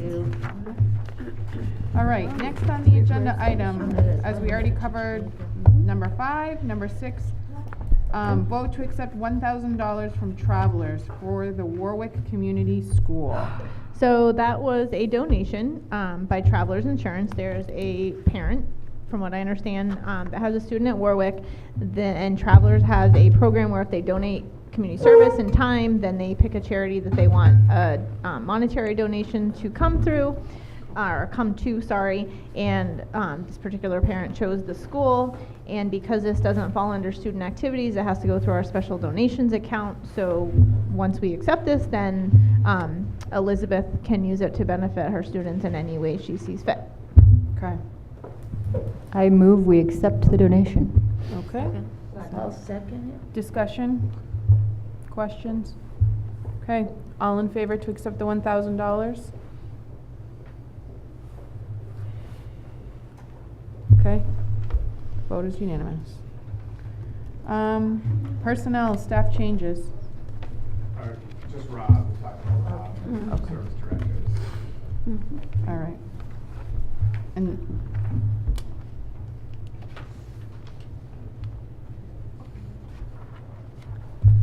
so, can you just talk a little bit about, is this position going to be posted? Yes, it will Again? have to be posted. Like I said, I think John and me and Rob, I'm going to try to set up a meeting so that we can get together next week when there's not students and he's not out and about at all the schools, and discuss a plan. So who's going to do what, when we want to replace the position, and all those types of things as it is close to the end of the year. So we can, communicate and bring that back to the school committee. That would be fabulous. Once we have a plan or before, so you guys can be informed of what's going on. All right, thank you. Okay, Director of Finance Evaluation. We're going to go into executive session. We do have to go into executive session. The evaluation is The on evaluation is the public. Oh, sorry, Director of Finance Evaluation. So everyone was tasked with the responsibility of completing the evaluation. It was received by Stacy. It was collated, and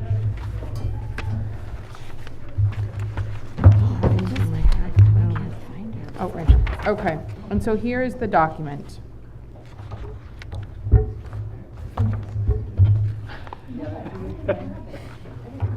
Right here.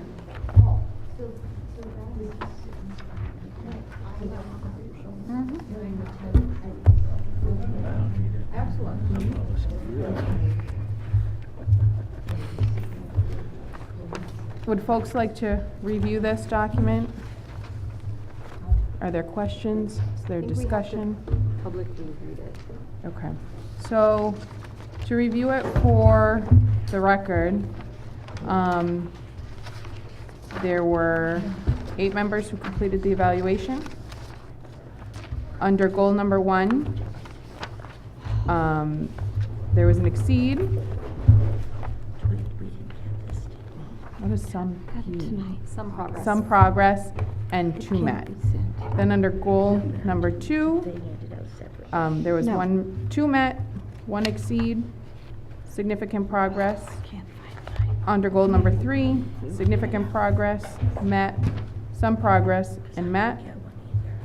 Standard number 1, Proficient. there were 1, 2, 3, 4, 5 proficient, 1 exemplary. Standard number 2, there were 1, 2, 3, 4, 5 proficient, 3 exemplary. Under standard number 3, there were 7 proficients and 1 needs improvement. And for standard number 4, there were 6 proficients, 1 exemplary, 1 needs improvement. Okay? Okay. All right. So, and now we'll go into executive session. I make a motion to go into executive session for the purpose of voting on Director of Finance's contract. Second. Okay, all right. Where are we going? We need to vote. We have to vote. Or if you'd like, there are fewer of us, we Well, can yeah, go to I the was gonna library. say But are the cameras, is everything else on? I think it was shut off the camera. Okay. All right, is there? So why don't we go? We need to vote. Yeah, we need to vote, so hold on. We have to, the motion was made, it was seconded. All in favor of going into executive session? Yeah, roll call. Oh, sorry, roll call again. What are we waiting for? Mike Townsley. Well, we can do the, Because we can't be on camera. Right, we're but just we'll do the roll calling to go call. into executive session.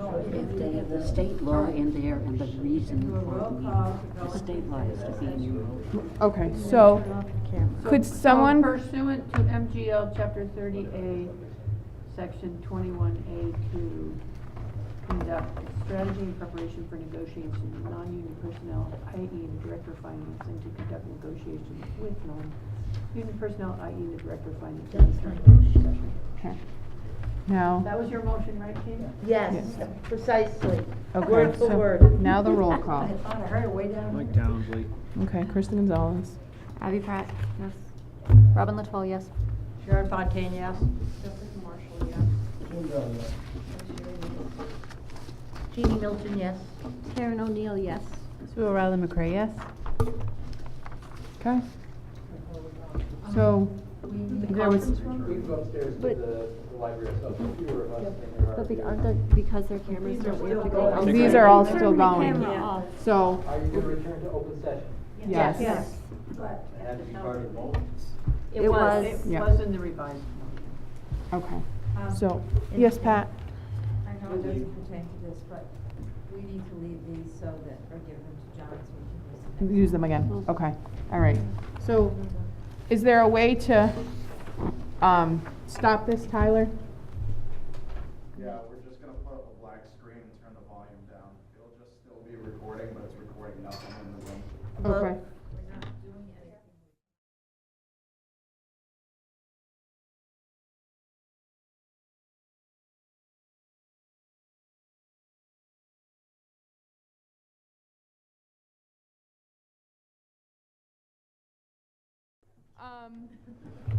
All right, so we are going to move to go back into open session? No, that was part of the original motion. Okay, That when thank we you. exited executive session, that we would come back into open session. Okay, so we are now officially in open Correct. session. So Okay, we now are on 15. we are now on number 15. Is there a motion? So would you like me to read the motion? Yes, please, Robin. All right. I move that we offer Tanya a 1-year contract with no change in salary, an increase of 10 vacation days, and 18 total sick days. She will be reporting to the superintendent, who will be responsible for evaluation and further negotiations. Second. Discussion? Okay, so, roll call? Right? No, all in favor? Okay, all right. All in favor? Do we have to have a roll call? No. No? That's only executive session. Okay, it is unanimous. Thank you, Tanya. Member not here. Well, voting members. Okay, so, last on the, or we have a couple other items we'll speed through. So, We do? well, miscellaneous updates, the town meetings are noted below. Okay? Graduations are also noted below for the schools within our district. There does not appear to be, oh, sorry, Robin. I'm just going Go to do right this. ahead. Pat does it every year, so I'm just going to, school committee members all sit at, or are invited all to sit at the Pioneer Valley High School graduation. Okay, thank you for And I believe we need to let people know before that date that we need a chair. Okay, all right. There does not appear to be other business. Good and welfare. Thank you, everyone, for your patience this evening at my first go of this. The next meeting, Thursday, May 16th, 7 p.m. at Pro Roads Elementary School. Is there a motion to adjourn? Make a motion to adjourn. Second. Okay, all right. We have to vote. All in favor? Oh, my I was just gonna say, I feel like I need a sign, like a bidding sign. All right.